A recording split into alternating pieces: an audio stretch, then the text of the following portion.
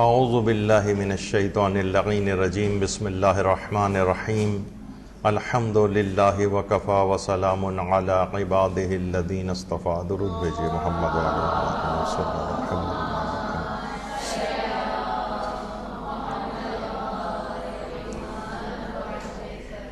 عام زندگی میں پیش آنے والے جو اسلامی آداب اور احکام ہیں، اس پر بھی ہماری مختلف اوقات میں مختلف موضوعات پر گفتگو رہتی ہے. تو ایک مسئلہ ایک ایسا ہے کہ جو عام زندگی میں ہم بہت زیادہ ہماری زندگیوں میں پیش آتا ہے. ہمارے جسم کے اوپر بھی اس کے اثرات ہیں، ہماری روح کے اوپر بھی اس کے اثرات ہوتے ہیں. تو آج ہم اس کو اسلامی اس میں پرسپیکٹو کیا ہے، اور کہیں کہیں ظاہر ہے بیچ میں میڈیکل ٹچ بھی اس کے اندر آئے گا کہ صحت کے اعتبار سے اس کے اندر کیا کیا چیزیں ہیں، کیونکہ اس میں لوگ افراط و تفریط کا شکار ہیں.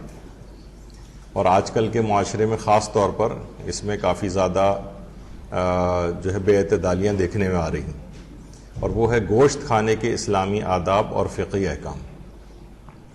دیکھیے، گوشت ایک ایسی چیز ہے کہ جس کے متعلق حضرت امیر المومنین علی ابن ابی طالب علیہ الصلوۃ والسلام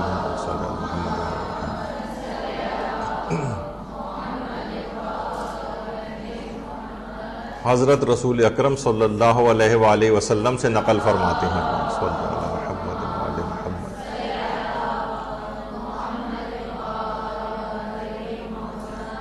کہ اللحم یعنی جو گوشت ہے وہ سید الطعام فی الدنیا والآخرہ، گوشت دنیا اور آخرت کے کھانوں کا سردار ہے. یعنی اس کی اہمیت اس قدر زیادہ ہے کہ یہ دنیا کے کھانوں کا بھی سردار ہے اور آخرت کے کھانوں کا بھی سردار ہے. تو اس کی اہمیت بہت زیادہ ہے. اور ایک روایت میں آگے بڑھ کر ثم الارض کا لفظ بھی آیا ہے کہ معصوم اس میں فرماتے ہیں کہ اس کے بعد نمبر 2 جو دنیا اور آخرت کے کھانوں کا سردار ہے وہ چاول ہے.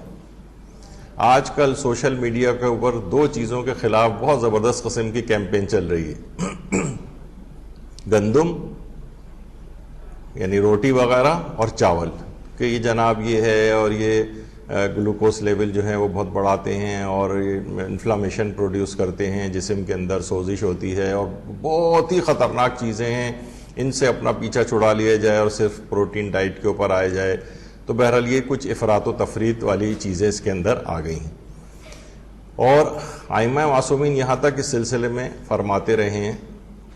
کہ ایک تو یہی والی بات کہ دوسرے نمبر پہ ایک لحاظ سے جو دنیا اور آخرت کے کھانوں کا سردار ہے وہ چاول ہے. تو ایک صاحب جب بھی عذرائے مذاق کہنے لگے جو ہماری بریانی ہوتی ہے اس میں گوشت بھی ہوتا ہے اور چاول بھی، اس لحاظ سے بریانی جو ہے دنیا اور آخرت کے کھانوں کا سردار ہو جائے گی. تو بہرحال چاول یعنی، بلکہ ایک روایت میں تو یہاں تک بات آئی ہے کہ بہت سی کھانے کی چیزیں ایسی ہیں کہ جس میں خرابی بھی ہوتی ہے اور نقصان اور فائدہ بھی ہوتا ہے. چاول ایک ایسی چیز ہے، معصوم فرماتے ہیں کہ جس میں فائدہ ہی فائدہ ہے اور نقصان کوئی نہیں. ظاہر ہے کہ ایک اعتدال سے اگر انسان کھائے، ہر چیز کی بے اعتدالی آگے چل کر ہم اس پہ بھی گفتگو ذکر کریں گے کہ جس چیز کو کہا بھی گیا ہے کھانے کے لیے لیکن آپ بہت ہی افراط کر دیں اس کو کھانے میں تو وہ نقصان پہنچاتی، تو وہ ضرور ہے. اور امام یہ بھی فرماتے تھے کہ ہم اپنے بیماروں کا علاج چاول کے ذریعے کرتے ہیں، یہ بھی روایات کے اندر چیز آئی ہے. تو بہرحال ظاہر ہے کہ اگر کسی کو کوئی اور ایسی میڈیکل وجہ نہیں ہے کہ جس کے اندر اس کے لیے بہت نقصان دہ ہو، مثلا کوئی بہت سیویئرلی ڈائبیٹک ہو اور گلوکوز لیول اس کے بہت زیادہ ہوں، تو اس کو پھر اور کمی کی طرف جانا چاہیے. اور اسی طریقے سے گوشت وغیرہ کے بھی معاملات ہیں جن بیماریوں میں منع ہے، اس کا بھی آگے چل کر تذکر آئے گا. تو یہ 2 چیزیں خاص طور پر، یہ بیچ میں اس کا ذکر اس وجہ سے آ گیا کیونکہ یہ دنیا و آخرت کے کھانوں کا دوسرا سردار جو ہے وہ ایک لحاظ سے چاول کو قرار دیا گیا ہے. اور پیغمبر اکرم ان رسول اللہ صلوات اللہ علیہ وآلہ اللہم صلی علی محمد وآل محمد،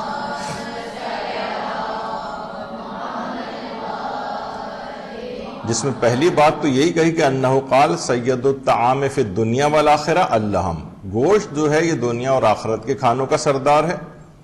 وسید الشراب فی الدنیا والآخرہ الماء، جو دنیا اور آخرت کی مایہ چیزیں جو ہوتی ہیں، پینے والی چیزیں جو ہوتی ہیں، اس کا جو سردار ہے وہ پانی ہے. وعلیکم باللحم، تم پر لازم ہے کہ گوشت کو کھاؤ. ابھی آگے چل کر پھر اس کے بعد آگے بھی امام نے فرمایا جو ہم آگے چل کر ذکر کریں گے، رسول نے جو فرمایا. وعلیکم باللحم، تمہارے لیے لازم ہے کہ تم گوشت کو استعمال کرو. یعنی روایات کے اندر یہ بات بڑی کثرت کے ساتھ آئی. اور ہمارے امام زین العابدین علیہ الصلوۃ والسلام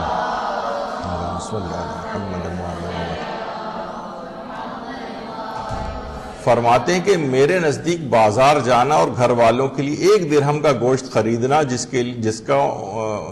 لیے ان کا دل چاہ رہا ہو غلام آزاد کرنے سے زیادہ محبوب تر. یعنی اس کا مطلب ہے گوشت گھر کے اندر لے کر آنا چاہیے کھانے کے لیے. یہ نہیں کہا کہ مثلا ٹماٹر اور کھیرے اور ٹنڈے وغیرہ جو ہے وہ لے کر آئے جائیں، الگ سے روایت میں اس کا کوئی نہیں، بلکہ گوشت لانے کا تذکرہ. تو یہ اس کی ایک اہمیت ہے. اچھا پھر ایک ہے کیا جنت میں بھی گوشت کھایا جائے گا؟ تو جی ہاں، قرآن کے اندر خود اس بات کا تذکرہ آیا ہے کہ جنت میں بھی گوشت ہوگا. وہ جو سورہ واقعہ کے اندر آپ پڑھتی ہیں کہ آگے وفاکہۃ مما یتخیرون ولحم طیر مما یشتہون، جس پرندے کا بھی وہ گوشت چاہیں گے، وہ جو خواہش رکھتے ہوں گے وہی ان کے سامنے پیش ہو جائے گا. بلکہ روایت میں تذکرہ ہے کہ مومن اپنی جگہ کے اوپر لیٹا یا بیٹھا ہوگا جنت میں، اور اس کا دل چاہے گا کہ مثلا فلاں پرندے کا گوشت کھاؤں، وہی پرندہ بھنی ہوئی صورت میں بغیر کسی ایفرٹ کے سامنے اس کے آ جائے گا. بلکہ اس کے اندر یہ آواز آئے گی کہ اے خدا کے ولی آپ مجھے تناول فرمائیے. یعنی اس میں سے آواز بھی آئے گی. روایات کے اندر یہ تذکرہ ہے. جو موت کے جو دروس ہوئے تھے اور اس میں جنت کا چیزوں کا تذکرہ ہوا تھا، وہاں پر یہ ہم نے تفصیل کے ساتھ بیان کیا تھا. وَلَحْمِ طَيْرٍ مِّمَّا يَشْتَهُونَ، جس پرندے کا گوشت بھی وہ چاہیں گے وہ وہاں پر. اس کا مطلب ہے کہ یہ جب اسے آخرت کے کھانوں کا سردار بھی گوشت کو قرار دیا گیا ہے. دنیا اور آخرت کے کھانوں کا سردار دنیا میں بھی سردار ہے. اب دیکھیں آپ لوگ کس طریقے سے اگر کسی بھی دعوت کر دی جائے اور وہاں صرف دالیں اور سبزیاں اور یہ سب پکے ہوئے ہوں اور اس کے مقابلے میں اور کوئی گوشت کا آئٹم نہ ہو، تو لوگ کہیں گے بھائی یہ کون سی دعوت ہے، یہ تو اس میں کوئی مزہ ہی نہیں آیا. یعنی یہاں پر اس دنیا میں کے اندر بھی اس کی بڑی امپورٹنس ہے. پیغمبر اکرم صلی اللہ علیہ وآلہ وسلم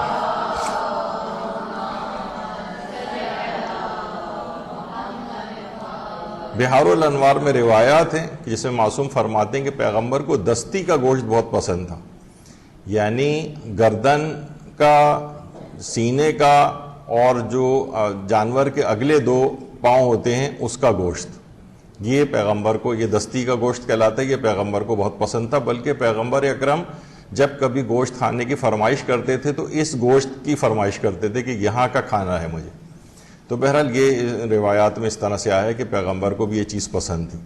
اچھا اب خود گوشت کھانے کے کچھ طبی فوائد بھی ہیں. ظاہر ہے ہر چیز کے جسمانی اعتبار سے بھی فوائد ہوتے ہیں. تو امام جعفر صادق علیہ الصلوۃ والسلام فرماتے ہیں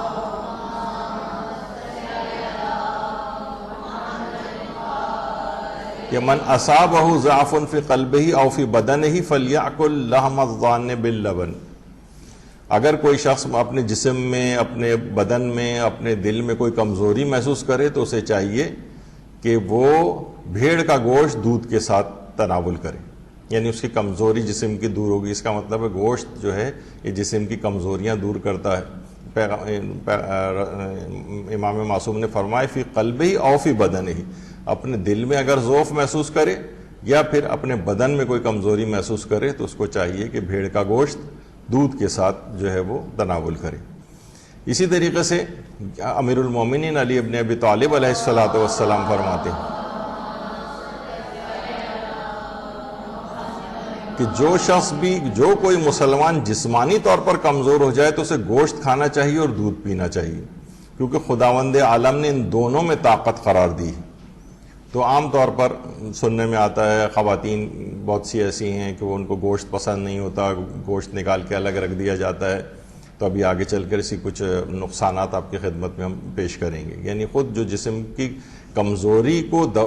دور کرنے کے لیے خاص طور پر گوشت اور دودھ وغیرہ کی تاکید ہے، تاکہ گوشت میں جو پروٹینز ہیں وہ اس لحاظ سے وہ کمی پوری کریں، اور دودھ میں وائٹامن ڈی، کیلشیم اور اس طرح کی جو چیزیں ہوتی ہیں اس سے بھی جو آج کل بہت زیادہ کامن ہے ان کی ڈیفیشنسی. اچھا، اب اس کا اور فائدہ کیا ہے؟ وہ تو ابھی آپ نے سنا کہ پیغمبر نے یہ جملے ارشاد فرمائے تھے کہ جناب یہ دنیا اور آخرت کے کھانوں کا سردار ہے، اور پانی جو ہے وہ پینے والی چیزوں کا سردار ہے، اور تم وعلیکم باللحم، تمہارے لیے ضروری ہے کہ تم گوشت کو اختیار کرو، فإنہ ینبت اللحم، کیونکہ گوشت کا کھانا آپ کے جسم کا گوشت اگاتا ہے. یعنی جو جسم میں جو ہمارے جس کو کہا جاتا ہے پروٹین، یہ جو جتنے بھی آپ کے جسم کے مسلس ہیں نا، یہ سب اسٹرکچرل پروٹین کہلاتے ہیں. روایت میں اس کا تذکرہ ہے کہ وہ ینبت اللحم، گوشت کا کھانا گوشت کو اگاتا ہے، یعنی آپ کے مسل صحیح رہیں گے. دیکھیے ایک بہت بڑی اہم چیز ہے جس کو لوگ عام طور پر خواتین اور مرد حضرات بالکل اگنور کرتے ہیں، وہ یہ ہے کہ یہ جو آپ کے جسم، جو ہمارا جس کو کہا جاتا ہے اسٹرکچرل پروٹین، انسان جیسے جیسے بوڑھا ہوتا جاتا ہے نا، آپ دیکھتے ہیں کہ وہ کمزور ہوتا جاتا ہے، اس سے چلا نہیں جا رہا ہوتا ہے، تو بیسیکلی ان کی مسل ویسٹنگ ہوتی ہے، ان کے جسم سے مسل لاس ہو جاتا ہے. تو ظاہر جو طاقت ہے وہ آپ کے مسلس کی طاقت ہے. جب ظاہر ہے وہ مسل ہی نہیں رہیں گے، سارا ان کا ماس جو ختم ہو جائے گا. ممکن ہے کوئی شخص موٹا ہو، چربی چڑھی ہوئی ہو، لیکن مسل ماس غائب ہو. اس کی مثال دی جاتی ہے عام طور پر، آپ نے دیکھا ہوگا جو کریش ڈائٹس ہوتی ہیں کہ جناب ایک ہفتے کے اندر جو ہے نا 5 کلو وزن کم، اور 2 ہفتے میں جو ہے 10 کلو وزن کم، اور بعض اوقات وہ ہو بھی جاتا ہے. وہ کیا ہوتا ہے، جسم سے بہت زیادہ پانی نکلتا ہے اس میں، اور مسل ماس کم ہوتا ہے، فیٹ اپنی جگہ کے اوپر ایز اٹ از رہتا ہے. یہ بہت بڑی ایک بہت سارے یہاں پر سلمنگ سینٹرز ایسے ہیں جو بہت بڑے بڑے دعوے کرتے ہیں، ہم 10-10 کلو ایک ہفتے کے اندر کم کرتے ہیں. تو وہ یہ ایسی چیزیں دیتے ہیں کھانے کے لیے جس سے بہت زیادہ پیشاب آئے، جس سے جسم کا پانی نکلتا جاتا ہے. اصل میں وہ پانی جسم سے کم ہو رہا ہے اور مسل ماس کم ہو جاتا ہے ان کا. تو بہت سے کریش ڈائٹنگ کے جو پروگرامز ہیں، تو اس میں جسم کو ویسا کوئی بظاہر تو اسکیل کے اوپر نظر آ رہا ہوتا ہے کہ وزن کم ہے، لیکن جسم کا پانی جا رہا ہے اس کے اندر، اور اس میں پروٹین آپ کی لاس ہو رہا ہے، جو کہ پروٹین کو پریزرو کرنا بہت ضروری ہوتا ہے. یہ بوڑھے یعنی آپ نے اگر آج سے پروٹین کھانے جتنے، ابھی میں آگے چل کر وہ بھی بتاؤں گا، بلکہ ابھی بتا دیتا ہوں، جو آپ کی ڈیلی کی ریکوائرمنٹ ہے نا پروٹین کی، وہ تقریباً 1 سے 1.5 گرام پر کلو گرام باڈی ویٹ ہے. یعنی مثلا اگر آپ 50 کلو کا آپ کا وزن ہے تو کم سے کم آپ کو جو ہے وہ 50 گرام پروٹین یا گوشت روز کھانا چاہیے. گوشت کھائیں، لین جو میٹ ہوتا ہے جیسے مچھلی وغیرہ، اس کے اندر بھی وہ اس کی بھی بڑی امپورٹنس ہے. ضروری نہیں کہ وہ آپ کہیں وہی گائے کا گوشت تو بہت، ابھی آگے چل کر اس کا بھی خیر ہم تذکرہ کریں گے. تو وہ یعنی اگر کسی کو اپنا بڑھاپا، اچھا یہ آپ نے دیکھا ہوگا کہ آخری 10-15 سال جو ہے نا لوگ بالکل بیڈ ریڈن ہو جاتے ہیں، بہت بوڑھے ہو گئے ہیں، اٹھا نہیں جا رہا ہے، کہیں جایا نہیں جا رہا ہے ان سے. اس کی وجہ یہ کہ ان کے مسل ختم ہو جاتے ہیں. تو مسل کو پریزرو کرنے کے لیے بہت ساری چیزیں جو ہیں بتائی گئیں. تو یہ کہ پروٹین کا آپ نے اگر خیال رکھا، یعنی پروٹین کھانے کے بھی اعتبار سے، اور ایک اور بھی چیز ہے کہ اگر وہ مرد اور خواتین دونوں ہی کے لیے ہے کہ اگر وہ مثلا کچھ جو ویسی ریزسٹنٹ ایکسرسائزز جو کہلاتی ہیں، جس میں تھوڑی سی آپ کو جان لگانی پڑے، ڈمبلس وغیرہ بھی، اس میں یہ نہیں کہ آپ بہت مسکولر ہو جائیں گے، مرد جس طریقے سے بہت زیادہ باڈی بلڈر ہو جاتے ہیں ایسی شیپ آپ کی ہو جائے، نہیں ایسا نہیں ہے، لیکن آپ کا مسل پریزرو کرے گا. یعنی آپ کا جو گوشت ہے یہ آخری 10-15 سال آپ کے بہت اچھے گزریں گے. ورنہ کتنے ہم افراد یہاں پر دیکھتے ہیں کہ جناب وہ بس 65 سال کے قریب آئے اور بستروں کے اوپر پڑ گئے، وہ اٹھا نہیں جا رہا ہے سب کیا، اور اس کے بعد وہ ان کو مثلا 10-15 سال اور جینا ہے، لیکن تو بہت میزریبل لائف ان کی آخری دنوں میں ہو جاتی ہے. تو اس کو اگر آپ کو آخری وقت تک پریزرو رکھنا ہے تو آپ کو اپنا مسل ماس جو ہے وہ اس کو انٹیکٹ رکھنا ہوگا. یعنی اس میں پروٹین، آپ اچھی ڈائٹ میں پروٹین کا استعمال کریں اور کچھ یہ ریزسٹنس ایکسرسائزز ہیں وہ کریں، تو آپ کے آخری 10-15 سال بہت اچھے گزریں گے. اور آپ کو کوئی بہت سے آپ نے دیکھا ہوگا کہ بزرگ ہوتے ہیں بڑے ایکٹیولی 80 سال کی عمر میں بھی مسجدوں کے اندر ہم دیکھتے ہیں، تو ان کا یہی کہ ڈائٹ کی بھی ان کی اچھی ہوتی ہے اور اس طرح کی ایکسرسائزز بھی وہ کرتے ہیں. اس میں صرف واکنگ نہیں ہے، وہ ٹانگ کے مسلس تو بن جائیں گے، لیکن سب سے زیادہ امپورٹنس جن مسلس کی ہوتی ہے وہ آپ کے چیسٹ کے، بیک کے جو مسلس ہیں ان کی امپورٹنس جو ہے کافی زیادہ ہوتی ہے، اور ہاتھوں وغیرہ کی. تو اس لحاظ سے ان کے لیے بھی ضروری ہے کہ اس طرح کی ایکسرسائزز کی جائیں. تو یہ آخری 10-15 سال بہت اچھے گزریں گے. آپ نے اگر سے ابھی سے پلے میں اپنے باندھ لی تو انشاءاللہ جب آپ 80-85 سال کی عمر میں پہنچیں گی تو پھر آپ کو بات یاد آئے گی کہ انہوں نے ایک بہت اچھی بات ہمیں بتائی تھی، ہم بہت ایکٹیو رہے جبکہ آپ کے اپنے ساتھی ہم عمر خواتین جو ہیں وہ بالکل 10-15 سال بستروں پہ لیٹی ہوئی ہوں گی. تو بہرحال یہ ایک اس میں خصوصیت کے ساتھ ہے. تو وہ اس میں پروٹین کی مقدار، تاکہ آپ کا، کیونکہ آپ کا جسم سے اگر پروٹین کم ہونے لگے گا نا تو پھر یہ آپ کے مسل ویسٹنگ شروع ہو جائے گی. مسل ویسٹنگ یعنی جو آپ کے مسل گھلنے لگیں گے. تو ممکن ہے چربی صرف چڑھی رہے لیکن مسل بعض اوقات یہ گھلنے لگتے ہیں، تو یہ ایک نقصان اس کے اندر اس طرح سے ہوتا. اچھا، گوشت کھانے کے کچھ روحانی فوائد بھی ہیں. روحانی فوائد اس میں ابھی پھر وہ والی حدیث، ابھی ہم اس کے آخری والے پارٹ کے اوپر آئیں گے کہ ومن ترک اکل اللہ میں، پیغمبر فرماتے ہیں اگر اس نے گوشت کھانے کو ترک کیا 40 یومن، 40 دن تک مسلسل اگر گوشت نہ، ایک تو کہ ساری زندگی نہ کھایا وہ ایک الگ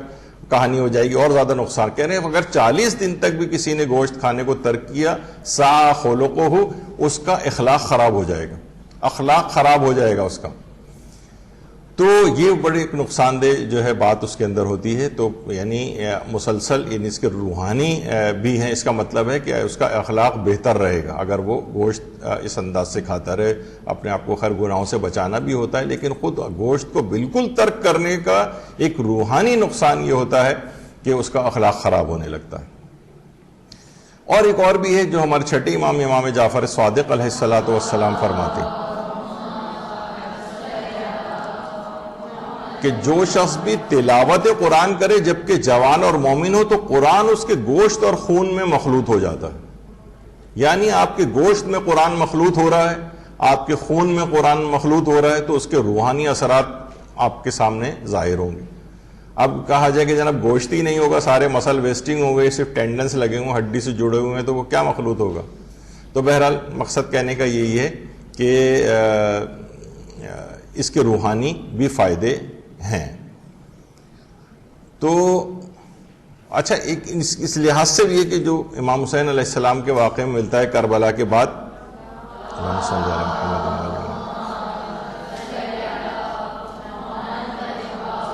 کہ ظالم افراد لشکر امام حسین سے جو اونٹ بھی لوٹ کر لے کر گئے تھے، جب اس کو نہر کرنے کے لیے کھانے کے لیے پکایا گیا تو اتنا کڑوا ہو گیا کہ اس کو کھایا ہی نہ جا سکا. یعنی ان سب چیزوں کے اثرات انسان کے جسم پر یا جانوروں کے جسم کے گوشت وغیرہ کے اوپر بھی ہوتے ہیں. تو بہرحال یہ اس لحاظ سے ایک بات آ گئی. اچھا، لیکن اگر کوئی مسلسل اور کثرت سے گوشت کھانے لگے، مسلسل اور کثرت کے ساتھ گوشت کھانا، تو یہ بہرحال یہ نقصان دہ چیز سمجھی گئی ہے، جیسے کہ آج کل ہونے لگا ہے. جوان حضرات ہوتے ہیں، بچے عام طور پر گھر میں والدین شکایت کر رہے ہیں کوئی سبزی نہیں کھاتے.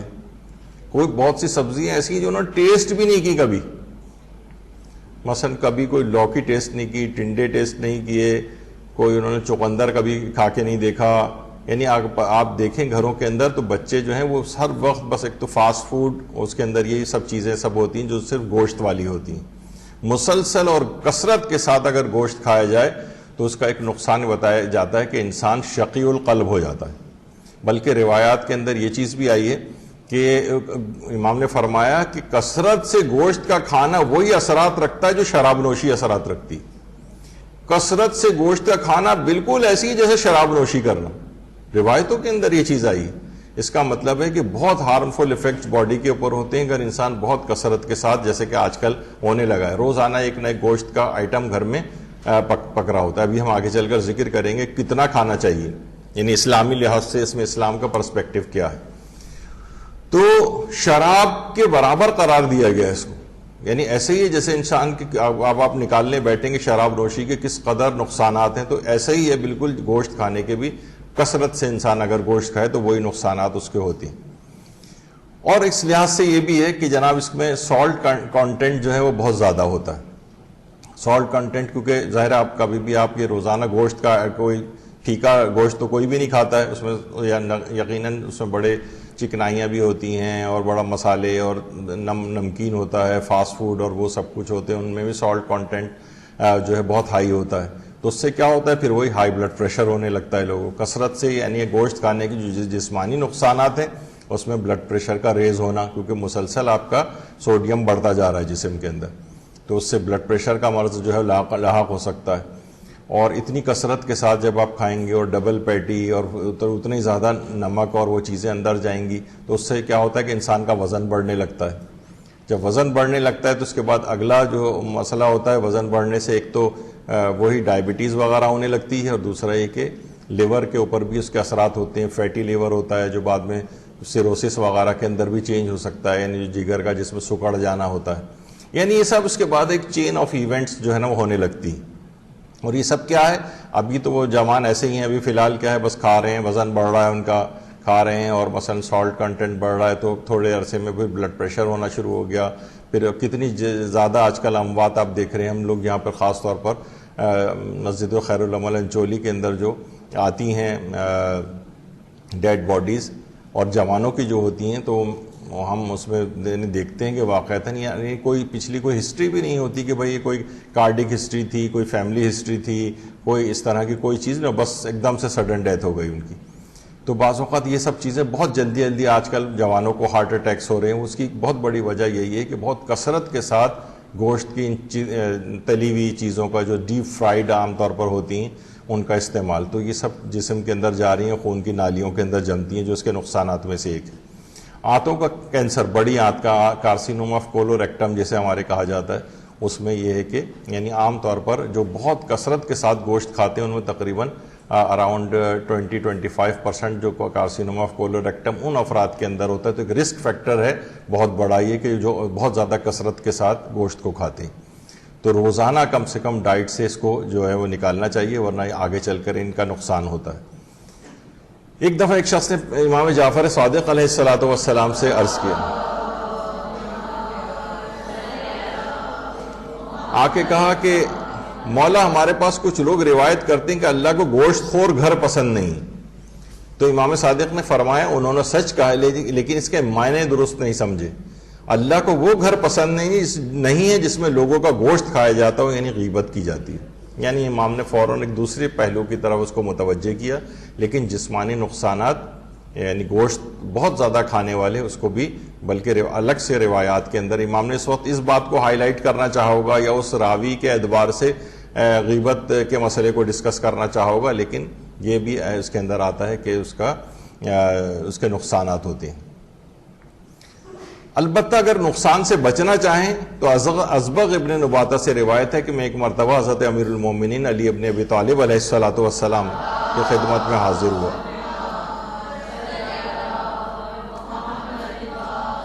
تو ایک پکا ہوا گوشت ان کے سامنے رکھا ہوا تھا. انہوں نے مجھ سے فرمایا نزدیک آؤ اسے تناول کرو. میں نے کہا مولا جب بھی میں کھاتا ہوں مجھے نقصان پہنچاتا ہے گوشت.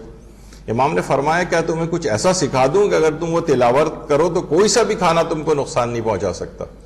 تم یہ پڑھا کرو بسم اللہ خیر الاسماء ملء الارض والسماء الرحمن الرحیم الذی لا یضر مع اسمہ شیء ولا داء.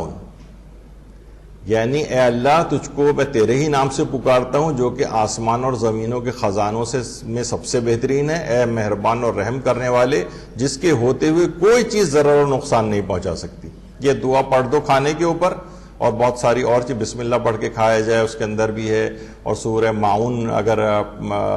پڑھ دی جائے کھانے پر اس کے متعلق بھی آتا ہے کہ کھانوں کے مضر اثرات دور ہو جاتے ہیں.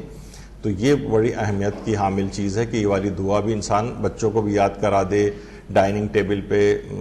لکھ کے لگا لیا جائے، سب بچے یا جوان جو بھی بیٹھے ہیں تو اس کو دیکھ کر اس دعا کو پڑھ لیں اسی وقت، تاکہ اس طرح کے جو مضر اثرات کھانوں کے ہوتے ہیں اس سے انسان بچ جائے. تو اس کے لیے دعائیں بھی ہیں، کچھ قرآنی سورہ بھی ہیں وہ عام طور پر، یا عام طور پر جو فریج وغیرہ ہوتے ہیں جس پہ آپ مختلف چیزیں میگنیٹ وغیرہ سے لگا دیتی ہیں کچھ چیزیں، تو اس طرح کی چیزیں بھی اس کے اوپر لگا دینی چاہیے تاکہ لوگ جو بھی فریج جا کر کھولے اس کی نگاہ ظاہر ہے بار بار جسے میں 8-10 دفعہ دن کے اندر اس میں فریج کو کھولتا ہے کوئی بھی شخص، تو اس کی بار بار نگاہ پڑے گی تو وہ چیزیں یاد بھی ہو جائیں گی. ہاں اب اگر کوئی گوشت کھانا بالکل ترک کر دے تو کیا ہوگا؟ تو اس کے اندر تو دیکھیے ایک تو وہی اس سے پہلے بات آئی تھی کہ 40 دن تک بھی اگر نہیں کھائے تو اس کا اخلاق خراب ہو جاتا ہے. دوسرا ایک اور چیز وہی جو سارکوپینیا جس کو ہم کہتے ہیں میڈیکل زبان میں، مسل ویسٹنگ، اس کے یعنی جسم کے مسلز جو ہیں وہ ویسٹ ہونے لگتے ہیں، اسے یعنی اسے کمزوری ہوئے جا رہی ہے، تھوڑی سی جو دور چلتے ہیں آپ کو تھکاوٹ محسوس ہونے لگتی ہے. یعنی اس سے ایسوسیٹڈ بہت ساری چیزیں، وائٹامن ڈی بھی کم ہوا ہے، کیلشیم لیول بھی جسم کے اندر جو ڈاؤن ہوئے ہیں، ہمارے بہت زیادہ غذائی جو ہے نا چیزیں اس کی طرف ہماری نگاہ نہیں ہے، اور بس وہ ایک ہی طرح کے کھانے، جیسے میں نے ایک دفعہ پہلے آیت اللہ تقی بہجت فومینی کا تذکرہ کیا تھا، فرماتے تھے کہ ناشتے بھی انسان کو چاہیے کہ اس میں تنوع ہونا چاہیے، یعنی روزانہ بس وہی بریڈ، وہی ایک انڈا، بس وہی ایک چائے، اس میں اس کے علاوہ آپ کوئی چیز اس کے اندر ایڈ ہی نہیں کرتے، اور پوری زندگی بس ایک ہی چیز کھاتے رہتے۔ وہ کہتے ہیں کہ اس میں کبھی آپ اس میں ڈرائی فروٹس اس کے اندر لے آئیں، اس کے ساتھ کوئی پھل بھی ایڈ کر لیں، یعنی الگ الگ طریقوں سے آپ اپنے ناشتے کو جو ہے وہ کریں، تو اس سے تاکہ اور بھی بینیفٹ آپ کو حاصل ہو۔ تو کیا ہوتا ہے کہ اگر آپ نے اس طریقے سے روکا اپنے آپ کو اور گوشت کھانا جو ہے مکمل طور پر ترک کیا یا بہت ہی کم کر دیا، تو مسل آپ کے ویسٹ ہونے لگتے ہیں۔ ممکن ہے بعض اوقات چربی جو ہے وہ یعنی بظاہر موٹے نظر آئیں لیکن اندر مسل نہیں، فیٹ کی جو ہے وہ لیئرز آ گئی۔ تو بہرحال یہ سب چیزیں ایسی ہیں، جیسے کہ میں نے اس سے پہلے کہا کہ انسان جب وہ کریش ڈائٹنگ کے پروگرامز کرتا ہے تو اس کا ایک بہت بڑا، کیونکہ باڈی جو ہے وہ آپ کی فیٹ کو روک کے اور مسل کو ویسٹ کرنے لگتی ہے، کہ وہ انرجی کے طور پر جو ہے وہ آگے کے لحاظ سے اس خوف سے کہ ساری چیز استعمال نہ ہو جائے تو وہ فیٹ کو روکتی ہے۔ تو بہرحال یہ چیزیں ہیں، اس کو آخری 10-15 سال جو ہے انسان کی زندگی وہ بھی بالکل ایکٹیو گزرے۔ اور اچھا، جب گھر میں انسان 10-15 سال تک کوئی بوڑھا اس طرح سے پڑا ہوتا ہے، وہ تو گھر والے بھی اس سے کچھ عاجز آنے لگتے ہیں، بہویں اس سے عاجز آنے لگتی ہیں، ہر وقت بیڈ پہ بس کھانا دیا جا رہا ہے، آدمی کسی کام کا نہیں ہے۔ جس طرح کوئی بہت بڑا بچہ جو ہے بستر کے اوپر لیٹا ہو، ہر وقت اس کا خیال رکھنا پڑ رہا ہے کہ گرنا۔ یہ عام طور پہ جو یہ بوڑھے افراد بہت زیادہ گر ور جاتے ہیں، ان کی وجہ یہی ہوتی ہے کہ کولے کی ہڈی ٹوٹ گئی، یہ ہو گیا کہ مسل ویسٹنگ ہوئی ہوئی ہے۔ مسل ہی کی تو اسٹرینتھ ہوتی ہے جس سے آپ کھڑے ہوتے ہیں، ٹھیک طریقے سے چلتے ہیں۔ جب یہ کمزور ہوتے ہیں تو کہیں پہ بھی آپ گر جاتے ہیں، پھر وہ کولے کی ہڈی سب سے نازک ہوتی ہے، وہ ٹوٹ جائے، یا ہمارے جو فیمر ہوتی ہے وہ ٹوٹتی ہے، جو ٹانگ کی ہڈی وغیرہ۔ تو بہرحال یہ چیزیں ایسی ہیں کہ یہ اگر اس کا خیال نہیں کیا آپ نے تو اس کا نقصان برداشت کرنا پڑتا ہے۔ اب گوشت کتنی مرتبہ کھانا چاہیے، کتنی؟ بہار الانوار میں ہمارے ائمہ سے جو روایات ہیں اس میں یہ ہے کہ ہر 3 دن کے بعد کم سے کم، پہلے تو ہم کم سے کم بتا دیں، ایک ہفتے میں کم سے کم 1 مرتبہ تو گوشت کھانا چاہیے۔ جو اسلامی آداب ہیں اس میں کم سے کم 1 ہفتے میں 1 مرتبہ گوشت کھایا جائے، یا مثلا یہ فرمایا کہ ہر 3 دن گزرنے کے بعد گوشت کھایا جائے، یعنی ایک دن گوشت کھایا، بعض روایت میں ہے کہ اگلے دن دودھ پیے، اگلے تیسرے دن کوئی اور خوراک کھائے، چوتھے دن پھر گوشت۔ اس طریقے سے پورے مہینے میں اگر کیلکولیٹ کیا جائے تو 10 دن سے زیادہ گوشت کھانا کو پسندیدہ نہیں سمجھا گیا۔ اب آپ دیکھ لیں، یعنی پورے مہینے میں صرف 10 مرتبہ گوشت کھانا، یعنی 10 دن۔ اس کا مطلب یہ ہوا کہ ہمارے ہاں تو تقریباً جوان حضرات اور جو بچے وغیرہ ہیں، اب تو فوڈ پینڈا اور یہ وہ ظاہر ہے اس سے کوئی سبزیاں تو نہیں منگا کے کھاتا ہے، وہ ساری گوشت پر مشتمل ہوتی ہیں اور تقریباً روزانہ ہی کھانے لگے ہیں۔ تو 30 کے 30 دن گوشت کھانا، تو اس میں ابھی آگے چل کر اس کا بھی ذکر آئے گا کہ ان کا دل سخت ہو جاتا ہے۔ اب وہ دل سخت ہو جائے گا تو بہت سارے دل کی سختی کے جو مختلف نقصانات ہیں اور کن کن چیزوں سے دل سخت ہوتا ہے، تقریباً 20 یا 30 چیزیں تو الگ سے روایت میں بیان کی گئی ہیں جو ابھی تو ہمارا موضوع نہیں ہے۔ تو اس میں ایک جو 30 چیزیں ہیں یا 20 چیزیں ہیں، اس کے اندر ایک گوشت زیادہ کثرت کے ساتھ کھانا بھی۔ تو کوشش کریں کہ ہر روزانہ، اب ٹھیک ہے ابھی لوگ کیا کرتے ہیں، بہت ہی رقیق القلب ہیں، یہ کھا ہی نہیں رہا ہے تو والدین بس چلو ٹھیک ہے منگوا لو۔ اب کیا ہے کہ یہ اس قسم کی چیزیں، اس سے بچہ ایک دفعہ 1 دن نہیں کھائے گا، 2 دن نہیں کھائے گا۔ میرے ایک جاننے والے ہیں، انہوں نے آپ کو جو گھر میں پکتا ہے اسٹرکٹلی انہوں نے کہا بس یہی کھانا ہے، اس کے علاوہ کچھ اور نہیں ملے گا۔ تو بچے ان کے اب وہ اس طور پہ ہو گئے کہ گھر میں جو بھی پکتا ہے، اب سبزی بھی پکتی ہے تو کھاتے ہیں، اور چیزیں بھی پکتی ہیں تو کھاتے ہیں، دالیں بھی کھاتے ہیں، ورنہ تو بچے تو بس ہر وقت ان کو ظاہر ہے اس کا ایک ٹیسٹ تو ہوتا ہے باہر کے کھانوں کا۔ تو بہرحال کوشش یہ کرنی چاہیے کہ ان کو عادی بنائیں، چاہے 1 2 3 دن وہ بھوک ہڑتال بھی کریں تو انہیں کرنے دیجیے، لیکن ان کو پتہ چل جائے گا بھائی اس پہ کمپرومائز نہیں ہے، اور بعض اوقات ہفتے 15 دن کے اندر 1 آدھ دفعہ اگر آپ فلیکسیبل ہو جائیں تو اس میں کوئی ممانعت نہیں۔ تو کتنی مرتبہ کھانا چاہیے؟ ہر تیسرے چوتھے دن کے بعد، یعنی مہینے میں 10 روز سے زیادہ اگر کھائیں گے تو پھر ذرا یہ اس کو پسندیدہ نہیں سمجھا گیا ہے۔ اس کا مطلب ہے آپ کثرت کے ساتھ استعمال کرنے لگیں، جیسے ہر روز یا ہر آلٹرنیٹ ڈے پہ اس طرح سے اگر آپ کھائیں۔ کیا ایک ہی روز میں 2 بار گوشت کھایا جا سکتا ہے؟ دوپہر کو بھی کھا رہے ہیں رات کو بھی کھا رہے ہیں گوشت. دیکھیے ہمارے ایک عالم گزرے شہید اول محمد ابن جمال الدین مکی، الدروس الشرعیہ کے نام سے ان کی کتاب ہے شہید اول کی. اس میں انہوں نے یہ بات فرمائی ہے، 3-4 باتیں کہیں. ایک تو یہ کہ مسلسل اگر کوئی شخص گوشت کھاتا ہے تو یہ بھی مکروہ ہے، اور 40 روز تک اگر مسلسل نہ کھائے یہ بھی مکروہ ہے، اور اگر ایک دن میں 2 مرتبہ گوشت کھائے یہ بھی مکروہ ہے، اور گوشت کا عادی بننا بھی مکروہ ہے ان کے نزدیک. یعنی شہید اول فرماتے تھے یہ سب چیزیں کہتے تھے، یعنی بالکل آپ ترک کر دیں کم سے کم 40 روز تک، یہ بھی کراہیت رکھتا ہے. مسلسل کثرت کے ساتھ گوشت کھائیں یہ بھی کراہیت رکھتا ہے. گوشت کھانے کے بہت زیادہ عادی بن جائیں یہ بھی ان کے نزدیک مکروہ تھا، اور ایک دن میں 2 مرتبہ گوشت کھانا بھی مکروہ تھا. اور خیر یہ موجودہ مراجع تو نہیں کہتے کہ کراہیت کی حد تک، لیکن بہرحال ایک اسلامی آداب کے لحاظ سے اس کو لینا چاہیے، کیونکہ شہید اول بھی بہت دقیق تھے ان معاملات کے اندر، احادیث کی پرکھ وغیرہ میں. انہوں نے اپنی کتاب میں اس کو باقاعدہ مکروہ بھی قرار دیا، یعنی ناپسندیدہ ہے ایک ہی دن میں انسان 2 دفعہ گوشت کھائے. اور اسی طریقے سے گوشت کا عادی بننا بھی انہوں نے کہا ہے کہ یہ بھی کراہیت رکھتا ہے. اس سے کیا ہوتا ہے کہ قساوت قلبی، سخت ہو جاتا ہے دل. اب آپ دیکھتے ہیں کہ بہت سے بچے جو جوان اس طرح سے کھانوں کے عادی بن جاتے ہیں، مثلا والد والدہ بیمار بھی پڑے ہیں ان کو کوئی پرواہ نہیں ہوتی، اور اس طرح کی چیزیں ہوتی ہیں، کوئی خیال نہیں. والدین بھی پریشان ہوتے ہیں کہ بھئی ہم لوگ تو خود اپنے والدین کا اتنا خیال رکھنے والے تھے، ایسا کوئی مکافات عمل کا بھی معاملہ نہیں ہے، تو یہ ہمارے ساتھ ہی ایسا کیوں ہو رہا ہے کہ ہم سے کوئی ان کو ہمدردی محسوس نہیں ہوتی. کوئی خاص طور پر لڑکوں کے اندر یہ خاص طور پر چیز دیکھنے میں آتی ہے، تو یہ ایک دل کی ایک سختی ان کے اندر آ جاتی ہے. تو بہرحال یہ سب چیزیں ایسی ہیں کہ بہرحال اس سے قساوت قلبی پیدا ہوتی ہے. اچھا اگر کوئی شخص کوئی گوشت کھانا افورڈ نہ کر سکے، بہت سے لوگ یہ کہتے ہیں کہ بھئی ہم آج کل گوشت بہت مہنگا ہو گیا ہے، آپ کو اتنی حدیثیں تو سنا رہے ہیں لیکن گوشت کھائیں کیسے؟ تو دیکھیے اس کے اندر بھی سب سے پہلی تو چیز یہ ہے کہ وہ افراد کہ جو گوشت کھانا افورڈ نہیں کر سکتے ان کے لیے بہرحال خود ہمارے جو معصوم قم سلام اللہ علیہ کا جو روضہ ہے، اللہم صلی علی محمد وعلی محمد،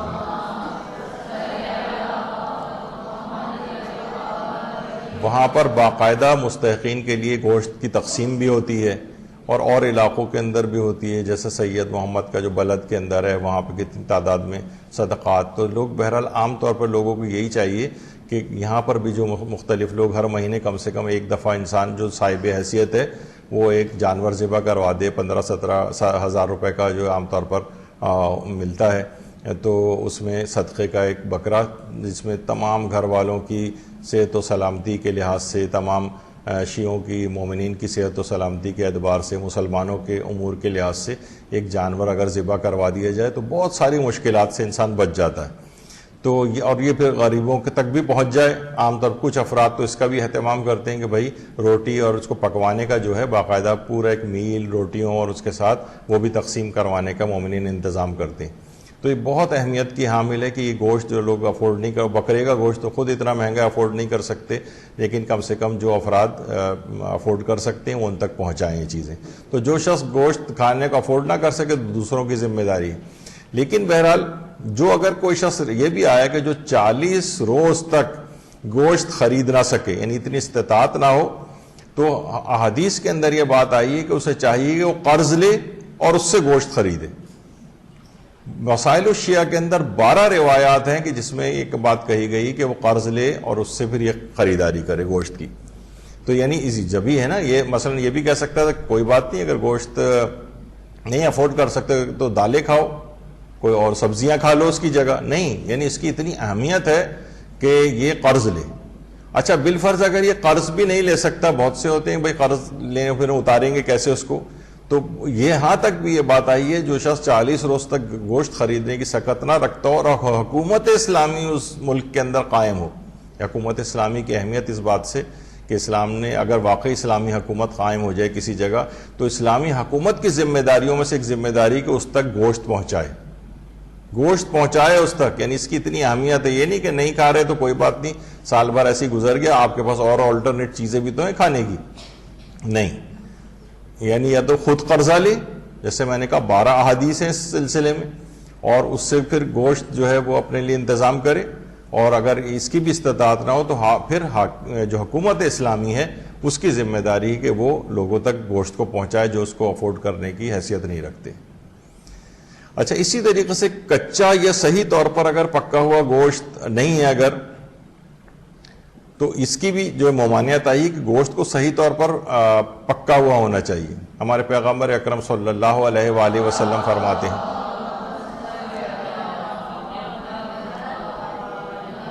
نہیں بلکہ ابھی تو معصوم کے امام معصوم کی روایت کے اندر یہ بات آئی ہے کہ جس میں ہمارے 5ویں امام محمد باقر علیہ الصلوۃ والسلام صلی اللہ علیہ وسلم فرماتے تھے کہ جو پیغمبر سے روایت نقل کرتے تھے کہ بہت زیادہ تاکید پیغمبر اس بات کی کرتے تھے گوشت کو صحیح طور پر پکا ہونا چاہیے. عام طور پر ہم دیکھتے ہیں کہ بہت سے یعنی خود میں نے بھی اس کو ایکسپیرینس کیا ہے کسی جگہ سے، مثلا کوئی ایسا برگر جس کے اندر پیٹی ہے وہ پتہ چلا اچھی طرح سے کوکڈ نہیں ہے، یعنی کچا اس کا ذائقہ محسوس ہو رہا ہے. بلکہ روایت کے اندر یہ بات کہی گئی کہ انسان میں یہ درندوں کی صفت ہے کہ وہ کچے مائل جو ہے گوشت کھاتے ہیں. تو انسان کو چاہیے کہ اچھی طریقے سے پکا ہونا چاہیے. روایتوں میں یہ بھی آیا، امام نے فرمایا کہ آگ پر صحیح طریقے سے پکا ہوا ہونا چاہیے اس کو. اور ہمارے امام علی رضا علیہ الصلوۃ والسلام بھی یہی فرماتے ہیں صلی اللہ علیہ وسلم. فرماتے ہیں اگر صحیح طور پر تم نے اس کو نہیں پکایا تو اس کے اندر کیڑے پیدا ہو جاتے ہیں، یعنی یہی جراثیم پیدا ہو جاتے ہیں. وہ جراثیم جسم یعنی اگر اچھی طریقے سے کوکڈ نہیں ہے کوئی فوڈ تو اس میں پھر جراثیم اس طرح کے آ جاتے ہیں. اور پھر وہ ظاہر ہے کوئی ایک دفعہ مجھے بھی یاد پڑتا ہے، بالکل شاید میں نے پہلے بھی اس سے پہلے بتایا تھا، بالکل میڈیکل کالج کے ابتدائی دنوں میں ظاہر اکثر وہاں پر کئی زیادہ وقت گزارنا ہوتا تھا، ایک ڈیڑھ دن بھی لگ جاتا تھا. مثلا لائبریری میں رک رہے ہیں کچھ بھی تو بعض اوقات باہر کے کھانے پڑتے تھے چیزیں کھانے وغیرہ، تو وہاں سے کوئی ایک ایسا جراثیم ٹاکسوپلازموسس جو ہے وہ مجھے لگا تھا جس سے میرا بخار اتر ہی نہیں رہا تھا، 1-1.5 مہینہ اس طرح سے چلتا رہا. تو اس طرح کی چیزیں ہوتی ہیں کہ جو اچھی طریقے سے کوکڈ نہیں ہیں تو پھر وہ جراثیم اندر جاتے ہیں جسم کو نقصان پہنچاتے ہیں. تو اچھی طریقے سے پکانے کے لحاظ سے چیز ہونی چاہیے. اچھا، اس کے اندر ایک اور بھی چیز ہے کہ آج کل ایک چیز ہوتی ہے جس کو سوشی کہا جاتا ہے، جو ایک جیپنیز ڈش ہے اور اس کے اندر رائس بھی ہوتے ہیں، شوگر وغیرہ بھی کچھ ہوتی ہے. زیادہ تر اس کے اندر را فش ہوتی ہے، یعنی ایک تو فلی جو کوکڈ نہیں ہوتی وہ، اور ایک را فش ہوتی ہے ذرا کچی، وہ اس کے اندر ہوتی ہے. تو بہرحال ویسے تو جائز ہے کھانا اس کا، لیکن کیا ہے کہ بہرحال یہ اس کو ناپسندیدہ سمجھا گیا ہے کہ جو اچھی طریقے سے پکا ہوا نہ ہو اس گوشت کو کھانا، اب چاہے وہ مچھلی کا ہو گوشت یا مثلا گائے بھینس وغیرہ کا ہو یا مرغی کا ہو، تو اس کو اچھی طریقے سے کوکڈ ہونا چاہیے. یہ روایات کے اندر بھی چیز آئی ہے کہ اسے آگ پر صحیح طریقے سے پکا ہوا ہونا چاہیے. تو یہ والی ایک ڈش ایسی ہے کہ جس کے اندر را طور پر ایک جو ہے وہ گوشت ہوتا ہے عام طور پر، اور اس کو صحیح طرح سے دھو کر بھی پکانا چاہیے. یہی وہ روایت تھی جس کو ابھی میں تذکرہ کر رہا تھا کہ پیغمبر اکرم صلی اللہ علیہ وآلہ وسلم فرماتے ہیں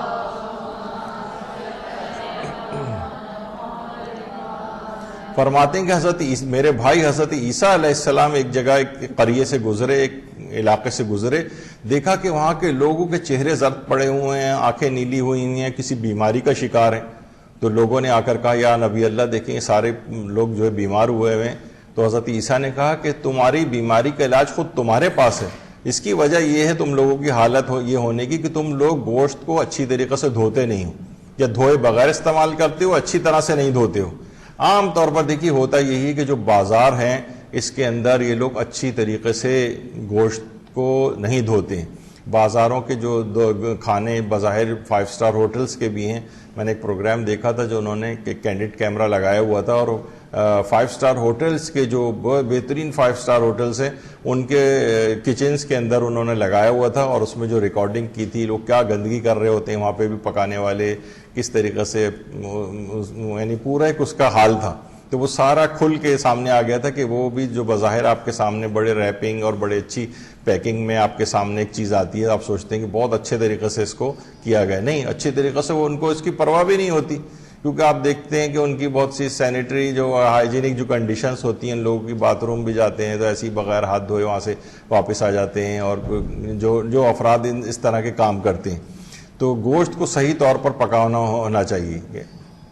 حضرت عیسیٰ کی جیسے بھی بات آئی، تو عام طور پر یہ جو باربیکیو آئٹمس جو ہوتے ہیں اس کے اندر بھی آپ دیکھیں گے بس ایسے ہی لے کے اور مسالہ وسالہ لگا کے اس کے اوپر، اب ظاہر ہے گوشت کے اوپر جل بھون کے اب کچھ فائدہ آپ کا یہ ہو جاتا ہے کہ آگ پہ پکنے کی وجہ سے جراثیم جو مر جاتے ہوں گے، لیکن اصلاً وہ گندگی کے ایک طریقے سے جو ہے وہ اچھی طریقے سے دھلے ہوئے نہیں ہوتی ہیں چیزیں، تو باہر کی چیزوں کو اس وجہ سے اوائڈ کیا جاتا ہے۔ تو پاکیزہ ہمیشہ غذا کھانی چاہیے۔ امیر المومنین علی ابن ابی طالب علیہ السلام فرماتے ہیں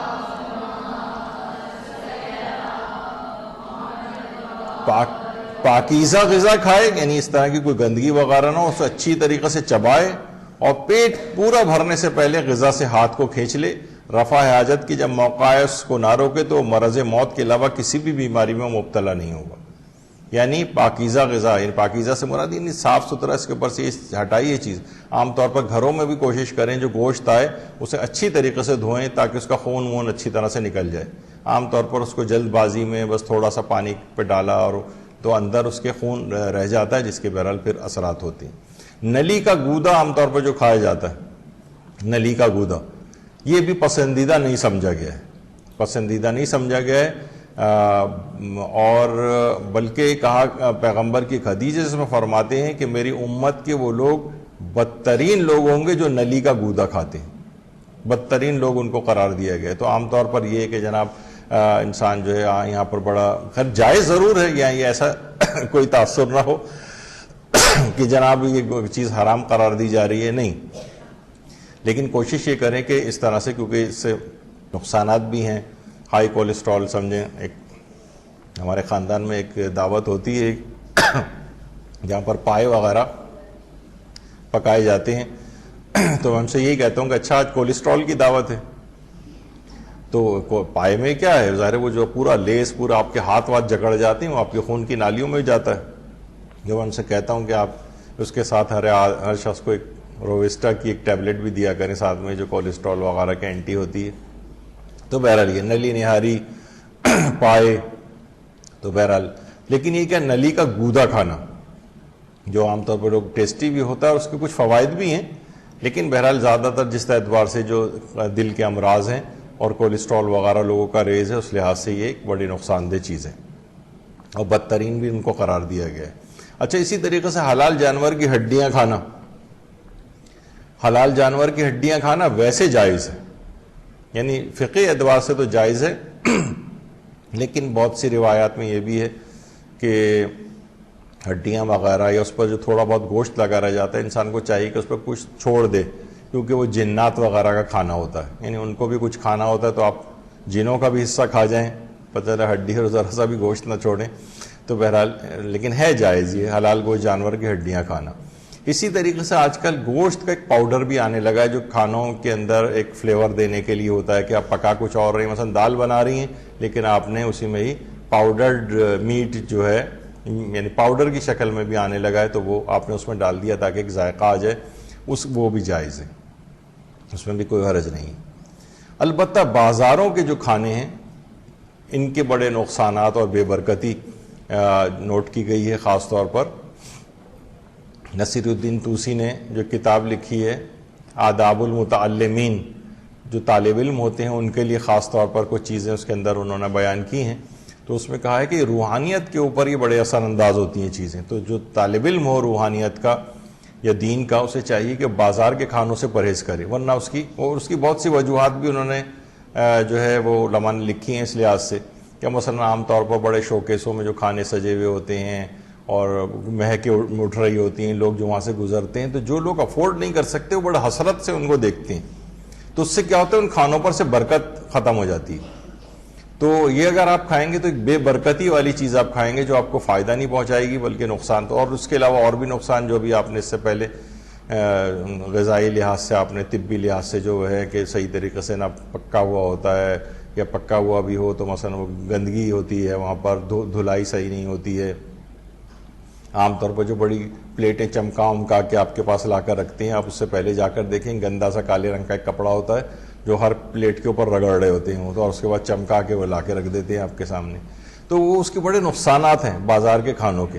اور واقعی کوشش کرنا چاہیے کہ اس سے لوگوں کم سے کم، اب میں یہ تو نہیں کہہ سکتا پورا ختم کر دیں، اب تو ایسا صورتحال ہو گئی ہے کہ یہ شاید یہ کہنا تیر جو ہے کمان سے نکل چکا ہے، اب تو یہ اتنا رائج ہو گئی یہ چیز. تو بہرحال لیکن اس کے نقصانات بھی ہیں اور ایک بے برکتی کا بھی باعث ہوتا ہے. کچھ افراد کے لیے خاص گوشت کھانے کی ممانعت بھی ہے، ظاہر طبی لحاظ سے بھی ہے. عام طور پر آپ دیکھتے ہیں کہ جیسے یہی گاؤٹ وغیرہ کے جو مریض ہوتے ہیں، ویسے تو اب ایسا نہ ہو کہ لوگ یہ سمجھیں کہ بھئی یہ تو سید الطعام فی الدنیا والآخرہ اس کو قرار دیا گیا ہے اور اس کے اتنے فوائد بتائے گئے ہیں گوشت کھانے کے، تو اب ہر آدمی کھانے لگے. نہیں، جن کے یورک ایسڈ وغیرہ کے لیول ریز ہوتے ہیں، گاؤٹ وغیرہ ہوتا ہے ان کو، اس میں یہ بڑے کے گوشت وغیرہ کی ان کو احتیاط بتائی جاتی ہے. لیکن جو لین میٹ ہوتے ہیں جیسے فش وغیرہ یا ٹرکی یا اس طرح کے جو ہوتے ہیں، یہ کھائے جا سکتے ہیں عام طور پر ذرا اس کو اعتدال کے ساتھ. تو پھر یہ گٹھیا کا جو مرض ہوتا ہے یا گاؤٹ وغیرہ، یورک ایسڈ کے لیول ریز ہوتے ہیں، یا جن کا آلریڈی کولیسٹرول بہت زیادہ ریز ہے، ان کو ذرا پھر احتیاط کرنا ہوتی ہے. عام طور پر دیکھیے یہ بھی کہا جاتا ہے، اگرچہ اس سے پورا طور پر متفق ہونا بھی ضروری نہیں ہے اور ذاتی طور پر ایسا کوئی میرے پاس ڈیٹا بھی نہیں، لیکن عام طور پر لوگ یہ کہتے ہیں جیسے جانور کا گوشت انسان کھاتا ہے وہ اس کے اندر اثرات بھی آنے لگتے ہیں. اگرچہ مجھے اس پہ اتنا اطمینان نہیں ہے اس بات پہ، لیکن پھر بھی کہتے ہیں کہ جناب یہ دیکھیے عرب ہیں، یہ کینہ پروری ان کی بڑی مشہور ہے اس وجہ سے کہ اونٹ کا گوشت کھاتے ہیں. اونٹ کو ایک کینہ پرور جانور کہا جاتا ہے. اونٹ کا گوشت جو بہت کثرت کے ساتھ کھائے گا اس میں بھی کینے کا ایک مرض پیدا ہو جاتا ہے. یا مثلا لوگ کہتے ہیں کہ جیسے سی فوڈ مچھلیاں وغیرہ کھانا، تو وہ اسی جیسے بنگلہ دیش کے لوگ اور جو اس طرح کے جو کھاتے ہیں بالکل جمع جتھے میں رہتے ہیں جس طریقے سے مچھلیاں وغیرہ رہتی ہیں. خیر یہ بھی ایک ایسی بات ہے، لیکن لوگوں کی زبان پر ہے بہت سی چیزیں. یا مثلا جو مرغی بہت زیادہ کھاتے ہیں، اب مرغی کی کیا صفت ہے، ہر وقت چاہے پیٹ بھرا ہو یا خالی ہو، ہر وقت کٹ وہ اپنا کہیں نہ کہیں دانہ ہی چگتی رہتی. تو جو ہر وقت جو بھی مرغی زیادہ کھائے گا وہ ہر وقت پیسے کے چکر میں رہے گا، ہر وقت کھانے کے چکر میں رہے گا، پیٹ بھرا ہوا بھی ہے تب بھی کھاتا رہے گا. یعنی مرغی کی ایک صفت اس کے اندر پیدا ہو جاتی ہے. اور کچھ دن پہلے ڈونکی میٹ بھی بہت زیادہ سپلائی ہونے لگا تھا، تو لوگ ہمارے لاہور میں اور اسلام آباد میں بہت ہوا، اور باقاعدہ جو ہے پکوان سینٹر والے جو ہے اس کو لے کے بھی جاتے ہوئے پکڑے گئے. تو پتہ چلا وہاں لوگ جو زیادہ کھا رہے ہیں، مزاح کے طور پر بات کہی جاتی تھی کہ کوئی دولتیاں مار رہا ہے، کوئی ٹانگیں مار رہا ہے کسی کو، تو وہی گدھے والی صفات. لیکن بہرحال یہ عموماً لوگ میں نے ایک لائٹر نوٹ میں ایک بات کہی، لیکن بہرحال یہ کہ ممکن ہے اس طرح سے کوئی سائنٹیفک اسٹڈی کی گئی ہو کہ کوئی جو آدمی جس چیز کا گوشت کھاتا ہے اس جانور سے ریلیٹڈ اس کے اثرات بھی. کہا جاتا ہے جیسے باہر سور کا گوشت کھایا جاتا ہے تو بے غیرتی سور کے اندر ہوتی ہے، تو وہی والی بے غیرتی ان کے اندر بھی جو ہے وہ پائی جاتی ہے. تو بہرحال اچھا، اب ہوٹلز اور ریسٹورنٹس میں مچھلی کا گوشت کھانا، تو دیکھیے سب سے پہلے تو انسان جب کبھی بھی جائے اور صرف آپ کو یہاں پر آپ کو اطمینان ہونا چاہیے ابھی کہ یہ جس جگہ بھی آپ گئی ہیں وہاں پر آپ کو مچھلی جو ہے چھلکے والی مچھلی، یا تو آپ تحقیق کر لیں اس کی، ان سے پوچھ لیں بھائی کون سی مچھلی ہے، اور آپ کو اطمینان بھی ہو جائے. کیونکہ عام طور پر ان کو پتہ ہے کہ شیعہ حضرات جو بغیر چھلکے کی نہیں کھاتے ہیں، تو وہ بس وہ کہہ دیتے ہیں ہاں مثلا ریڈ اسنائپر یا اس طرح کوئی نام لے لیتے ہیں کہ آپ کو اطمینان ہو جائے، اور پھر کوئی سی بھی مچھلی نہیں. آپ کو اطمینان ہونا چاہیے ان کی بات پہ کہ جھوٹ نہیں بول رہے. تو بہرحال اگر اطمینان ہے تو آپ وہ مچھلی کھا سکتے ہیں. اگر اطمینان نہیں ہے، کچھ پتہ نہیں ہے، آپ بھی اگر ویٹر سے پوچھ رہے ہیں بھائی کون سی مچھلی ہے، وہ کہتا ہے مجھے پتہ نہیں کون سی مچھلی، تو پھر اس کو نہیں کھا سکتے. لیکن وہ جو عام طور پر یہاں فنگر فش وغیرہ ملتی ہے، وہ ایل فش ہوتی ہے، وہ تو اس کے تو چھلکے اس کے اوپر نہیں ہوتے ہیں، اور وہ بغیر چھلکے کی مچھلی ہوتی ہے، وہ تو نہیں کھا سکتے. تو بہرحال ہوٹل اور ریسٹورنٹس میں اطمینان ہونا چاہیے کہ چھلکے کی مچھلی. ایک بڑا مسئلہ آتا ہے کہ ایک ہی تیل میں پکی ہوئی حرام اور حلال مچھلی، یہ بہت ہوتا ہے عام طور پر، کہ ویسے ان جگہوں کے اوپر ہوتا ہے کہ جہاں عام طور پر کھلے عام، مثلا ہمارے سامنے ہی اس نے پاکستان کا ہے تو اس میں تو بغیر چھلکے کی مچھلی زیادہ تر عام طور پر استعمال ہوتی ہے. یہ جو فنگر فش وغیرہ اسی میں تو ہمارے سامنے اس نے وہ بھی ڈالی، اور اسی کے اندر مثلا حلال فش بھی ڈال دی. اب کیا ہوتا ہے کہ کیونکہ یہ صرف مچھلی کے گوشت کا ہی مسئلہ نہیں ہے بلکہ اس کی چربی کا بھی مسئلہ ہے، یعنی اگر بغیر چھلکے کی مچھلی کی چربی میلٹ ہو کے اس تیل کے اندر آ جائے اور اسی کے اندر آپ نے حلال مچھلی بھی تلی ہوئی ہے تو وہ پاک تو ہے، لیکن اس کو کیونکہ وہ تیل اس کے اندر جذب ہو گیا ہے، ظاہر اندر مچھلی کے ابزارب ہو جاتا ہے، تو اس تیل کا کھانا بھی جائز نہیں۔ جیسے کہ جب بھی آپ نے دیکھا ہوگا کہ وہ جو مچھلی کے تیل کے کیپسولز ہوتے ہیں اور یہ اومیگا 3 فیٹی ایسڈز وغیرہ، اس کے لیے لوگ اس کا مسئلہ پوچھتے ہیں، تو اس میں بھی آپ کو اطمینان ہونا چاہیے کہ یہ چھلکے والی مچھلی کا تیل کے کیپسول ہے، یہ جو اومیگا 3 وغیرہ کے جو اگر آپ کو پتہ نہیں ہے تو پھر اسے نہیں کھا سکتے، سوائے اس کے کہ وہ آپ کو بہت ہی طبی لحاظ سے آپ کے لیے لازمی ہو ان کا کھانا۔ تو عام طور پر جب یہ کھلی ہوئی مچھلی ہوتی ہے تو اس کے اندر تو یہ آپ کو ہوتا ہے کہ بھئی ہمارے سامنے اس نے یہ بھی ڈالی ہے اور اس کے اندر یہ والی ہماری جائز والی مچھلی بھی ڈالی ہے چھلکے والی، تو اب یہ کیونکہ اس کا تیل اس کے اندر یعنی چربی میلٹ ہو کے آ گئی، وہ دوسری مچھلی میں بھی چلی گئی، تو اس کو اس لحاظ سے نہیں کھایا جا سکتا۔ ہاں البتہ آپ ریسٹورنٹ میں گئے اور آپ نے پوچھ لیا اور آپ کو اطمینان ہو گیا کہ یہ چھلکے والی مچھلی کا گوشت ہے جو وہاں سے آ رہا ہے، اب آپ کو کچھ پتہ نہیں کہ کون سے تیل میں پکی ہے، تو اس کی تحقیق کرنا آپ کے لیے واجب نہیں ہے آپ کے لیے، بس آپ کو یہ اطمینان ہونا چاہیے کہ چھلکے والی مچھلی کا ہے۔ لیکن اگر آپ کو کسی ذرائع سے پتہ ہے، اب آپ کو کچھ نہیں پتا کہ مثلا وہ اندر جس کڑھاؤ کے اندر اس نے یہ مچھلی تلی ہوگی وہ اس میں کوئی نیا تیل ڈالا ہے اس نے، یا اس کے اندر وہی پرانا تیل جو ہے جس کے اندر حرام مچھلی تلی گئی تھی وہی ڈالا ہے، اب آپ کو کچھ بھی نہیں پتا، تو اس سے تحقیق کرنا بھی واجب نہیں ہے اور اسے کھا سکتے ہیں۔ بس اطمینان اس چیز کا ہونا چاہیے کہ چھلکے والی مچھلی کا گوشت آپ کے سامنے پیش کیا گیا ہے۔ لیکن یہ جو تیل ویل آپ یہ جو کڑھاؤ جو بازار سے جو عام طور پر عام تھڑوں وغیرہ کے اوپر جو تلے جا رہے ہوتے ہیں، تو اسی کے تیل کے اندر وہ ساری چیزیں تل رہے ہوتے ہیں ایک ساتھ حرام و حلال ملا کر، تو وہاں پر پھر اس کی اجازت نہیں ہے۔ جھینگا کھانے کی آپ کو پتہ ہے کہ جھینگا حلال اس کے اندر شمار ہوتا ہے اور جھینگے کا گوشت کھایا جا سکتا ہے۔ البتہ ہمارے جو برادران اہل سنت ہیں، کیونکہ آپ معاشرے میں رہتے ہیں، ممکن ہے آپ جھینگا وغیرہ یہاں پر اگر کھائیں، ہمارے ہاں تو مطلقاً بالکل حلال ہے، کیونکہ سمندری جو جانور ہیں ان کی ہمارے ہاں دو ہی اقسام ہیں، یا تو حلال ہوتا ہے یا حرام ہوتا ہے، مکروہ بھی نہیں ہوتا کوئی، یعنی کوئی سمندری جانور ایسا نہیں ہے جو ان دو احکام سے خالی ہو، یا تو بس وہ حلال ہے یا حرام ہے۔ اس میں اہل سنت میں البتہ یہ ہے کہ بعض نے کہا ہے کہ جھینگا کھانا مکروہ ہے، وہ کہتے ہیں کہ جھینگا جن افراد کے نزدیک جھینگا مچھلی کی اقسام میں ہے تو وہ مچھلی کی اقسام میں ہے تو ان کے نزدیک حلال ہے، جو اسے کیڑا سمجھتے ہیں وہ ان کے نزدیک کھانا جائز نہیں ہے۔ لیکن خود دارالعلوم دیوبند نے تحقیق کیا، انہوں نے کہا کہ ہمارے نزدیک یہ مچھلی کی اقسام میں سے ہے، اور ہمارے آئمہ تو خود ہی روایات کے اندر یہ بتا کر گئے ہیں کہ جھینگا جو ہے مچھلی کی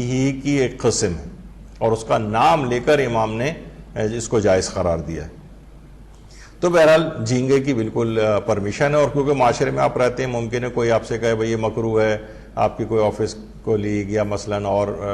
کوئی آپ کی ساتھی دوست جو غیر شیعہ ہو، تو اس کو آپ بتا سکتی ہیں کہ خود اہل سنت کے ہاں بھی جھینگا حلال گوشت جانوروں کے اندر سے آتا ہے، اور دارالعلوم دیوبند کی تحقیق ہے کہ ایک مچھلی ہے، لہٰذا اس کا جائز ہے کھانا۔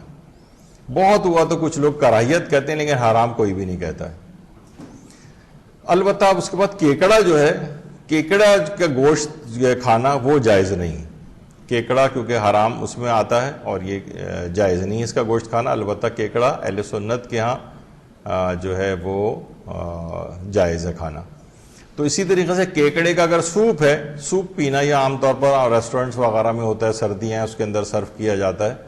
تو کیکڑے کا سوپ تو پی سکتے ہیں، لیکن اس بشرطہ اس میں کیکڑے کے جسم کے گوشت کے ذرات نہ ہوں، یعنی کیکڑے کے جسم کے ذرات وہ اگر منہ میں اگر کسی کے آ رہے ہیں تو وہ نہیں کھا سکتا۔ لیکن خود کیکڑا بذات خود کیونکہ نجس نہیں ہے، وہ اگر کسی چیز میں پکا بھی ہو اور آپ اس کو مثلا چھان لیں یا آپ اس کے منہ میں محسوس کر کے اس کا وہ پارٹ نکال دیں، تو جو لیکوڈ والی جو چیز ہے جس کے اندر آپ کو اطمینان ہو کہ اس میں کیکڑے کے جسم کے ذرات نہیں ہیں، کیونکہ یہ عام طور پر میں نے اس سے پہلے بھی بتایا تھا کہ کچھ کاروان حج کے یہاں سے جاتے ہیں اور بڑے وی آئی پی قسم کے کاروان ہوتے ہیں، تو وہ 5 اسٹار ہوٹلز میں بھی ٹھہرتے ہیں، تو تو وہاں ناشتے میں صبح میں کیکڑے کا سوپ رکھا ہوتا ہے. تو مولانا حضرات کہتے ہیں کہ بھئی ہم لاکھ ان کو منع کر کے جائیں کہ کیکڑے کا سوپ جو ہے حرام ہے پینا ہے, نہیں پیجیے گا. کہہ رہے ہیں ہم دن صبح کو جا کر دیکھتے ہیں تو ناشتے میں سب سے بڑی لائن کیکڑے کے سوپ پہ ہی لگی ہوئی ہوتی ہے. تو بہرحال یہ سوپ کی حد تک پینا جائز ہے بشرطے اس کے جسم کے ذرات, کیونکہ اگر نجس بھی یہ نجس نہیں ہوتا ہے, کیونکہ کھانا تو اس کا حرام ہے لیکن نجس نہیں ہے. اس طرح حرام مچھلی جو ہے جس کے جسم پر چھلکے نہ ہوں وہ بذات خود نجس مچھلی نہیں ہے, وہ یعنی پاک سمجھی جاتی ہے لیکن اس کا کھانا حرام ہوتا ہے. تو اسی طریقے سے کیکڑے کا بھی مسئلہ ہے. تو جب یہ ہے کہ حضرت داؤد علیہ السلام نے فرمایا کہ روایات میں یہ بات آئی کہ اپنے شکم میں پاکیزہ غذا داخل کرو تو تمہاری زبان سے بھی پاکیزہ باتیں نکلیں گی. یعنی اگر کوئی اس طرح کی چیزیں, مشکوک چیزیں, حرام چیزیں اب جسم میں جائیں, کون اس کی پرواہ کرتا ہے. جو بھی کسی مثلا اہل سنت کی شادی میں گئے جن کے ہاں بغیر چھلکے کی مچھلی بھی حلال ہے, ہم نے بھی جا کر کھا لی, سرو ہوا تھا, وہ بھی بالکل نگیٹس کی طرح سے ہی لگ رہی تھی, آپ کھا گئے. چلیں غلط فہمی میں ہو گئے تو الگ ہے, لیکن آپ کو پتہ ہے کہ فش ہے, یا ایک بائٹ لیتے ہی آپ کو پتہ چل گیا تو آپ کو کیونکہ ظاہر ہے پتہ ہے کہ اطمینان نہیں ہوتا کس چیز کی ہے یہ مچھلی, بغیر چھلکے کی ہے, چھلکے والی تو اسے نہیں کھا سکتے, اسے تھوکنا پڑے گا اور اس کو جو ہے وہ چھوڑنا پڑے گا, چاہے وہ کتنی خوشبوئیں اس میں سے کیوں نہ لپٹیں اٹھ رہی ہیں. تو بہرحال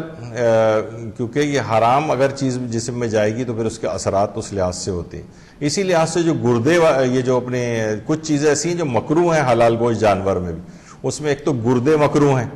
یعنی گردے کھانا حرام نہیں ہے, مکروہ ہیں. اور دل کے اوپر, یعنی دل بھی کھایا جا سکتا ہے, وہ مکروہ نہیں ہے, لیکن دل کے اوپر کچھ اسٹرکچرز نکلے ہوتے ہیں, اوریکلز جن کو کہتے ہیں, اوزون القلب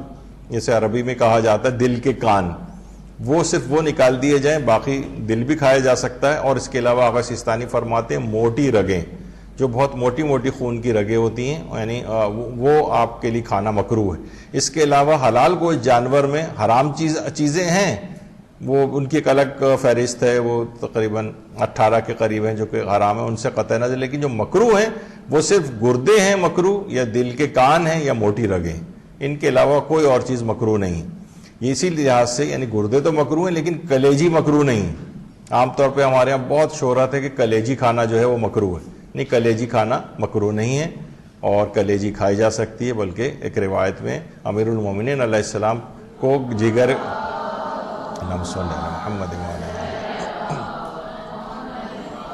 ان کو جگر کے کباب بہت پسند تھے, اور فرمائش بھی کی تھی ایک دفعہ امام حسن سے, بلکہ کہا تھا کہ میں 1 سال سے اپنے دل میں خواہش رکھی ہوئی تھی. اور پھر اس کے بعد جگر کے کباب جب لائے گئے اسی وقت سائل نے صدا دی تو مولا نے وہ پورا جگر کے کباب 1 سال سے, جبکہ اس کی خواہش دل میں رکھی ہوئی تھی, لیکن وہ پورے اٹھا کر راہ خدا میں دے دی. درود بھیجیے محمد و آل محمد.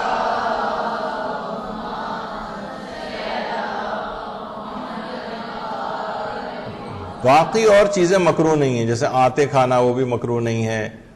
یا اور اس طرح کی چیزیں جو کہ حلال شمار ہوتی ہیں. بس وہ 3 چیزیں مکروہ ہیں جو ابھی آپ کے سامنے اس سے پہلے گزری.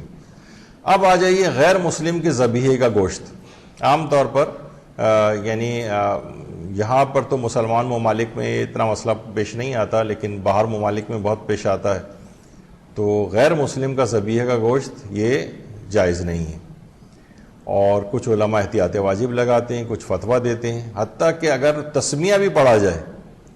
تسمیہ یعنی بسم اللہ پڑھ کر ہی بھی یہودی اور عیسائی, یعنی جو غیر اہل کتاب ہیں, جو مثلا ہندو ہے, ان کا تو گوشت کا ذبیحہ ویسے ہی جائز نہیں, اور اسی طریقے سے سکھ ہیں ان کا جائز نہیں ہے, قادیانی ہیں ان کا جائز نہیں ہے مثلا, یعنی جو اس حکم کے اندر آتے ہیں, یعنی غیر کتابی کافر غیر کتابی. لیکن جو کتابی کافر ہیں یعنی اہل کتاب, یعنی اس میں یہودی, عیسائی اور پارسی ہیں, اس میں آغا سیستانی فرماتے ہیں اگر انہوں نے تسمیہ پڑھا ہے, تسمیہ یعنی بسم اللہ الرحمن الرحیم, تو فرماتے ہیں احتیاط واجب کی بنا پر وہ ذبیحہ بھی نہیں کھا سکتے. البتہ صرف یہاں پر ایک ذرا تاکہ ہم اس میں باہر کے ممالک کے اعتبار سے ایک چیز ہوتی ہے تو اس کے لحاظ سے بتا دیں کہ آیت اللہ اسحاق فیاض یہ فرماتے ہیں کہ اگر یہودی یا عیسائی یا اہل کتاب جو ہے وہ اگر تسمیہ پڑھ کر, بسم اللہ پڑھ کر اگر ذبح کرے تو وہ اس کا گوشت کھایا جا سکتا ہے. البتہ احتیاط مستحب ہے کہ نہ کھائے، لیکن بہرحال کھایا جا سکتا ہے. تو آغا سیستانی کے مقلدین اس طرف رجوع کر سکتے ہیں. لیکن جو اور مراجع ہیں، ہمارا آیت اللہ وحید خراسانی اور جو دیگر اور مراجع ہیں، وہ کہتے ہیں نہیں، فتوے کی بنا پر جو ہے یہ حرام ہے غیر مسلم کے ذبیحے کا گوشت. تو بہرحال اس میں کتابی اور غیر اہل کتاب کا ایک فرق آ گیا، اور اس میں بھی احتیاط واجب ہے اگر وہ تسمیہ پڑھ رہے ہیں، اور اس میں آیت اللہ اسحاق فیاض کی طرف رجوع کرنے کا ایک مسئلہ آتا ہے. غیر شیعہ کا ذبیحے کا گوشت یہ بالکل جائز ہے، اور حالت شک میں مسلمان کا ذبیحہ حمل و فعل المسلم علی الصحہ، بلکہ اس میں جو تزکیہ کا قانون ہے، مسلمانوں کا اگر جو بازار ہے یا مسلمانوں کی دکان ہے یا مسلمانوں کا ریسٹورنٹ ہے، وہ اگر آپ کو دے رہا ہے کوئی گوشت یا آپ کو کوئی ڈش، تو وہ اس کو آپ حالت شک میں صحیح سمجھیں گے، اور تحقیق کرنا بھی ضروری نہیں ہے آپ کے لیے. یعنی غیر شیعہ مسلمان کے ذبیحے کا گوشت کھانا یہ بالکل جائز ہے. بہت سے لوگ کہتے ہیں بھائی وہ وہاں جب جاتے ہیں مرغی کی دکان پر تو اس سے کہتے ہیں کہ بھائی آپ جو ہے وہ مرغی کو بالکل قبلہ رخ کر کے جو ہے وہ ذبح کریں. ہمارے برادران اہل سنت کے یہاں واجب نہیں ہے اس کا قبلہ رخ ہونا. وہ لوگ بہتر تو سمجھتے ہیں قبلہ رخ ہونا، لیکن اکثر آپ نے قصائیوں کو دیکھا تو اس کا التزام نہیں کرتے. بسم اللہ پڑھتے ہیں وہ لوگ، لیکن قبلے کی طرف اس کی مرغی کی گردن اور جسم کا اگلا حصہ نہیں کرتے ہیں. تو ان کی فقہ میں کیونکہ یہ جائز ہے، اور ہم کسی مسلمان غیر شیعہ سے ذبح کروا رہے ہیں، تو پھر آپ کو بہت سے لوگ کہتے ہیں بھائی ہم اپنے رخ کو موڑ لیتے ہیں، اس کی طرف کمر کر لیتے ہیں تاکہ ہمیں پتہ ہی نہ چلے کہ قبلے اس نے کیا یا نہیں. آپ کے آنکھوں کے سامنے بھی اگر اس نے قبلے سے روگردانی کی ہوئی ہے تو کیونکہ اس کی اپنی فقہ کے لحاظ سے جائز ہے، تو ہمارے لیے بھی اس کو ہمارے نزدیک بھی اس کو صحیح سمجھا گیا، اور وہ ذبیحہ آپ کے لیے کھانا جائز ہے. یعنی اس کا گوشت غیر شیعہ کے ذبیحے کا گوشت کھانا جائز ہے، خواہ اس نے قبلہ رخ نہ بھی کیا ہو. ہاں اگر کوئی شیعہ ہے وہ قبلہ رخ نہیں کر رہا ہے، آپ نے اسے بتایا بھی اس نے قبلہ رخ نہیں کیا، تو پھر وہ ذبیحہ ناجائز ہو جائے گا، یا ہم خود ہی ذبح کریں اگر قبلے سے ہٹتے ہوئے جان بوجھ کر. تو بہرحال یہ ایک مسئلہ ہے. اور امام خمینی تو یہاں تک اس کے قائل تھے کہ حج اور کفارے کے جو جانور ذبح کیے جاتے ہیں اس کے لیے فرماتے ہیں شیعہ اثنا عشری ہونا چاہیے، یعنی مسلمان بھی نہیں چلے گا. باقی عام زندگیوں میں جو آپ گوشت کھاتے ہیں، حج کی قربانی اور حج کے جو واجب ہونے والے کفارے ہوتے ہیں ان کی قربانی کے علاوہ عام زندگی میں جو گوشت کھاتے ہیں، تو اس میں تم وہ کہتے ہیں کہ غیر شیعہ مسلمان سے بھی کروا سکتے ہیں. لیکن اگر آپ حج پہ کوئی، جب بھی امام خمینی کی جس زمانے میں حیات تھے اور جب ان کی تقلید میں باقی ہیں، تو آج بھی ایرانی حجاج کے ساتھ ایک قصائی ضرور ساتھ میں کاروانوں میں آتا ہے جو کہ شیعہ اثنا شہری ہوتا ہے، جو وہاں پر ذبح کرتا ہے. ورنہ ہم اور جو آغا سیستانی وغیرہ کے جو مقلد ہیں یا دیگر مراجع کے، وہ کہتے ہیں نہیں، اور اس کے لیے عام مسلمان بھی چل جائے گا. تو وہیں پہ جو بھی مسلمان ہو وہ ذبح کر دے، وہ ٹھیک سمجھا جاتا ہے. لیکن امام خمینی اس میں سختی کے قائل تھے، احتیاط واجب وغیرہ بھی نہیں تھی. وہ کہتے ہیں کہ حج میں مینا میں جو جانور قربان کیا جاتا ہے اس کو شیعہ اثنا شرعی ہونا چاہیے، تو پھر آپ اس کا گوشت کھا سکتے ہیں، ورنہ نہیں. یا نہیں بھی اگر کھا رہے گوشت تب بھی وہ کافی نہیں ہوگا جانور، یعنی آپ کے لیے آپ کی حج کی قربانی صحیح نہیں سمجھی جائے گی. اور یہی چیز ہے کہ حج کے کفارے تو عام طور پر یہیں آ کر دیے جاتے ہیں، وہاں پر بھی دے سکتے ہیں، بلکہ زیادہ بہتر ہے وہیں پر دینا، لیکن وہاں پہ اس کے حالات نہیں ہوتے ہیں. تو لوگ یہاں آ کر جو کفارے وغیرہ واجب ہوتے ہیں وہ پاکستان میں آ کر دیتے ہیں. تو ان کے مقلدین، ان کے لیے لازمی ہے کہ حج کے جانور کے کفارے کا ذابح جو ہے شیعہ اثنا شرعی ہونا چاہیے، غیر شیعہ سے ذبح نہیں کروا سکتے. لیکن اور دیگر سب مراجع اس کے قائل ہیں. تو یہ ایک بات آ گئی. اسی طریقے سے باہر والوں کے لیے ایک مسئلہ اور آتا ہے، وہ ہوتا ہے سور کا گوشت. بہت سے لوگ ہوتے ہیں، ہمارے پاس کتنے سوالات آتے ہیں، اس سے ہمیں لگتا ہے کہ وہاں پہ جو لوگ افراد ہیں جو اور جابس اس طرح کی کر رہے ہوتے ہیں، ریسٹورنٹس میں کام کر رہے ہیں، تو وہاں سور کا گوشت ان کو دھونا پڑتا ہے. بعض اوقات شپ پہ لوگ ہوتے ہیں اور وہاں کے شپ میں جو ان کا کچن ہوتا ہے اس میں کام کرنے والے افراد، انہوں نے وہ رابطہ کرتے ہیں. تو اسلام اس میں یہ کہتا ہے کہ سور کا گوشت دھونے کی اگر کوئی جاب ہے کسی کی، وہ جاب بہرحال جائز ہے. اسی طرح سور کا گوشت پکایا بھی جا سکتا ہے، لیکن سور کا گوشت بیچنا یا گاہک کو پیش کرنا یہ صحیح نہیں، یہ جائز نہیں. کچھ علماء نے فتویٰ دیا ہے، کچھ نے احتیاط واجب لگائی ہے. تو بہرحال سور مثلا بہت سے لوگ ہوتے ہیں وہ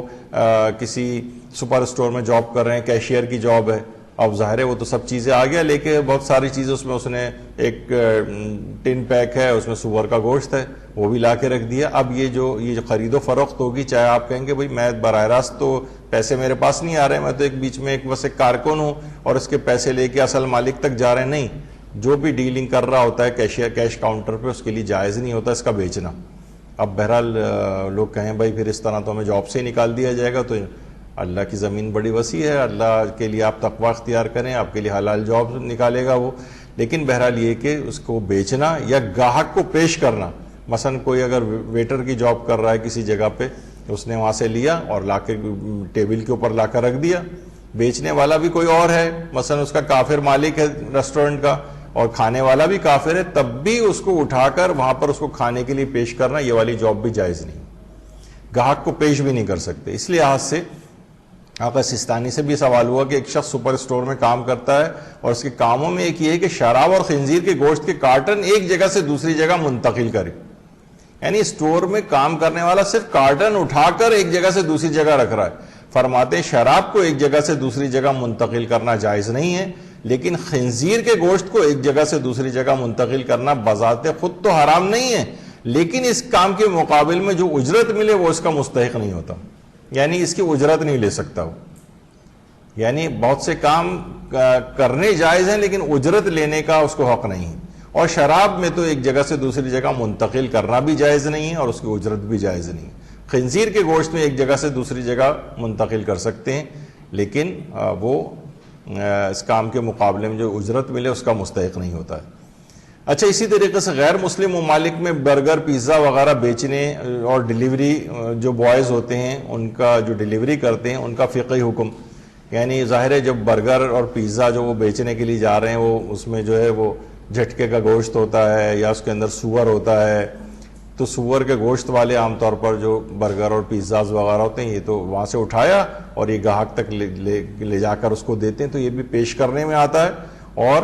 احتیاط واجب یا بہت سے علماء کا نزدیک فتوے کی بنا پر یہ والا کام بھی کرنا جائز نہیں.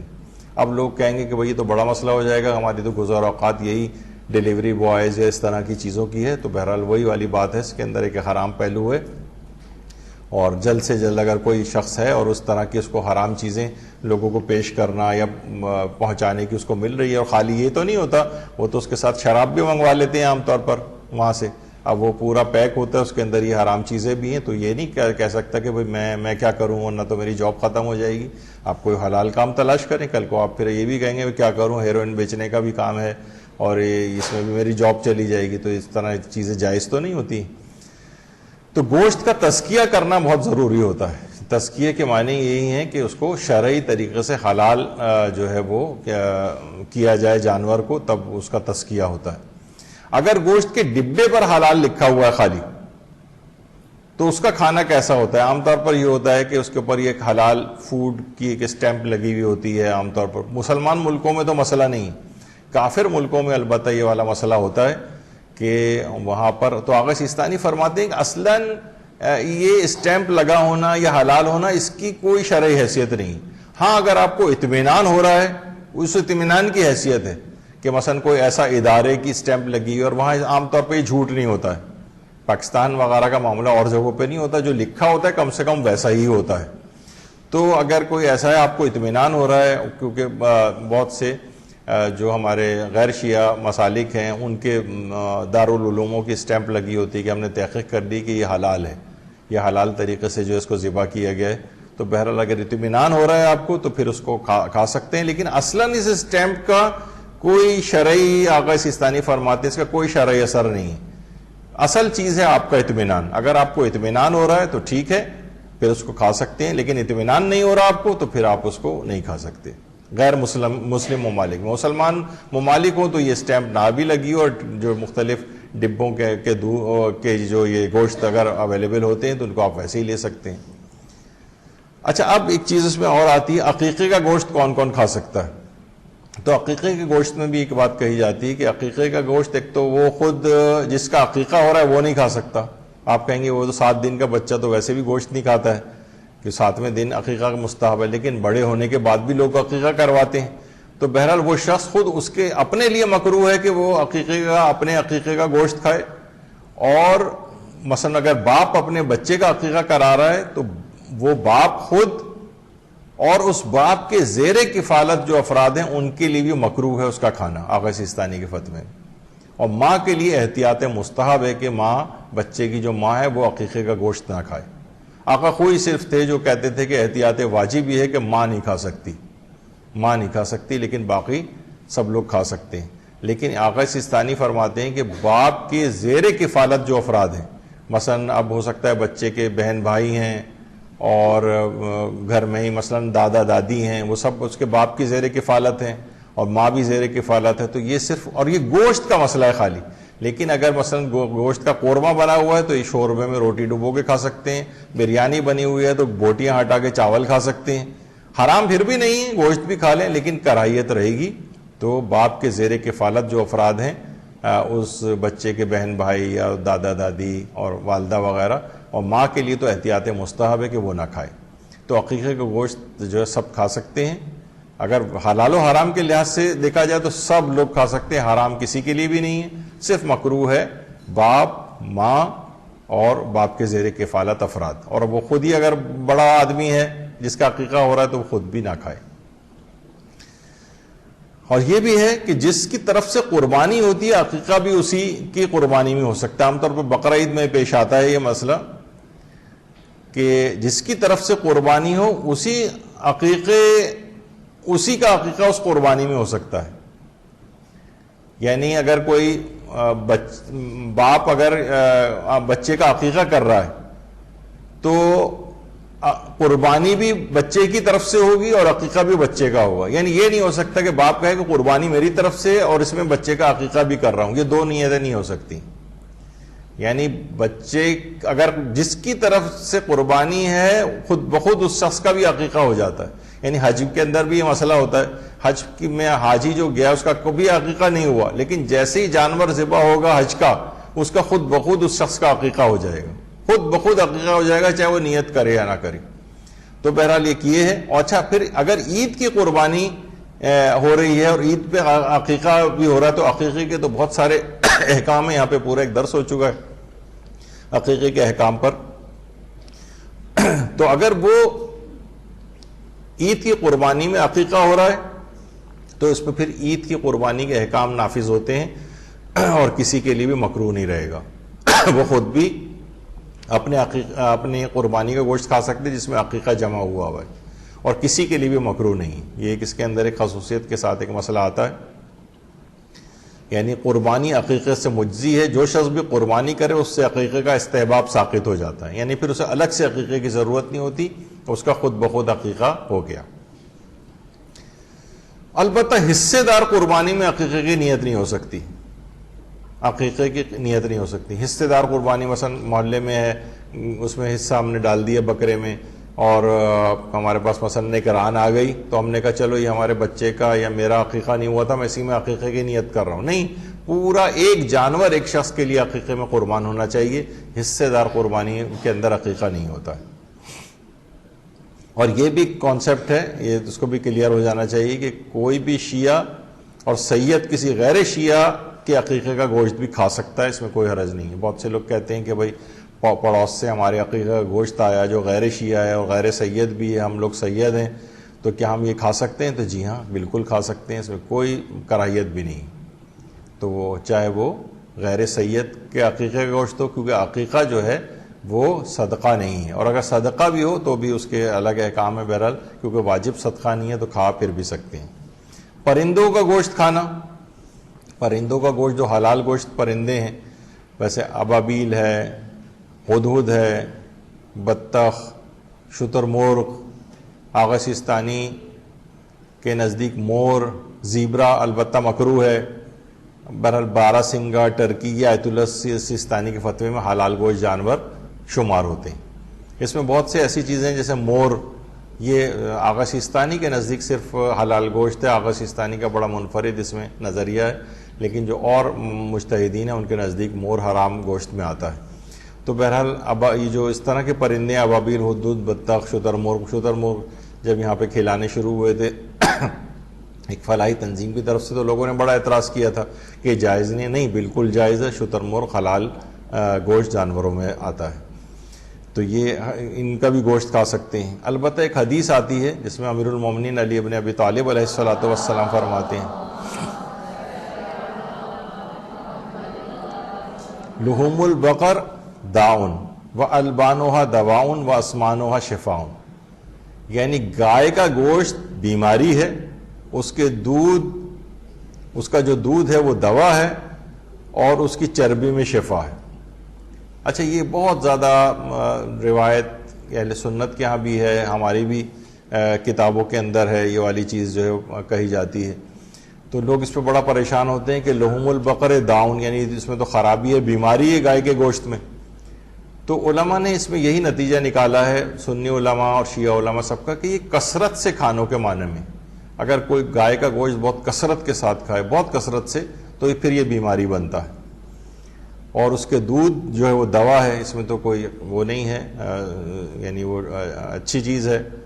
اور اس کی چربی کے اندر شفا ہے۔ لیکن یہ سب وہ چیزیں جو بہت اعتدال کے اندر اگر کھائی جائیں، یعنی اگر وہ حد اعتدال سے خارج ہو رہی ہے چیز، تو پھر اس کا جو ہے پھر یہ نقصانات ہوتے ہیں جو کہ روایت کے اندر آئے۔ تو بہرحال گوشت سے ریلیٹڈ بس آج ہم نے یہی سوچا تھا کہ اس سے زیادہ اگلے اس میں نہ جائے، اور آج کی اس موضوع کو ختم کر دیا جائے۔ تو آپ نے دیکھا کہ اس کے اندر کتنے دن کھانا چاہیے، ایک ہی دن میں کتنی مرتبہ کھانا چاہیے، ہفتے میں، مہینے میں، زیادہ کھانا، کم کھانا، ان کے کیا اثرات ہیں جسمانی، روحانی، ائمہ کی کس قدر اس میں جو تاکیدات ہیں، کہاں انہوں نے نقصانات بتائے ہیں، کہاں فوائد بتائے ہیں۔ تو حد اعتدال ہی اس کے اندر جو ایک ایسا نقطہ ہے کہ جس کے اوپر عمل کرنا چاہیے، اور کوئی بھی چیز بالکل چھوڑ دینا، جیسے آج کل کہا جا رہا ہے گندم بالکل نہ کھائیں اور چاول بالکل نہ کھائیں، کسی جگہ آتا ہے صرف پروٹین ڈائٹ کھائیں، یعنی صرف گوشت کا، یہ تو وہ سب نقصان پیدا کرتے ہیں اگر حد اعتدال سے خارج ہو جائیں۔ بالکل اوسط میں انسان رہے، خیر الامور اوساطھا، کہ اوسطھا، یہ بھی اس کے اندر آیا ہے کہ جو سب سے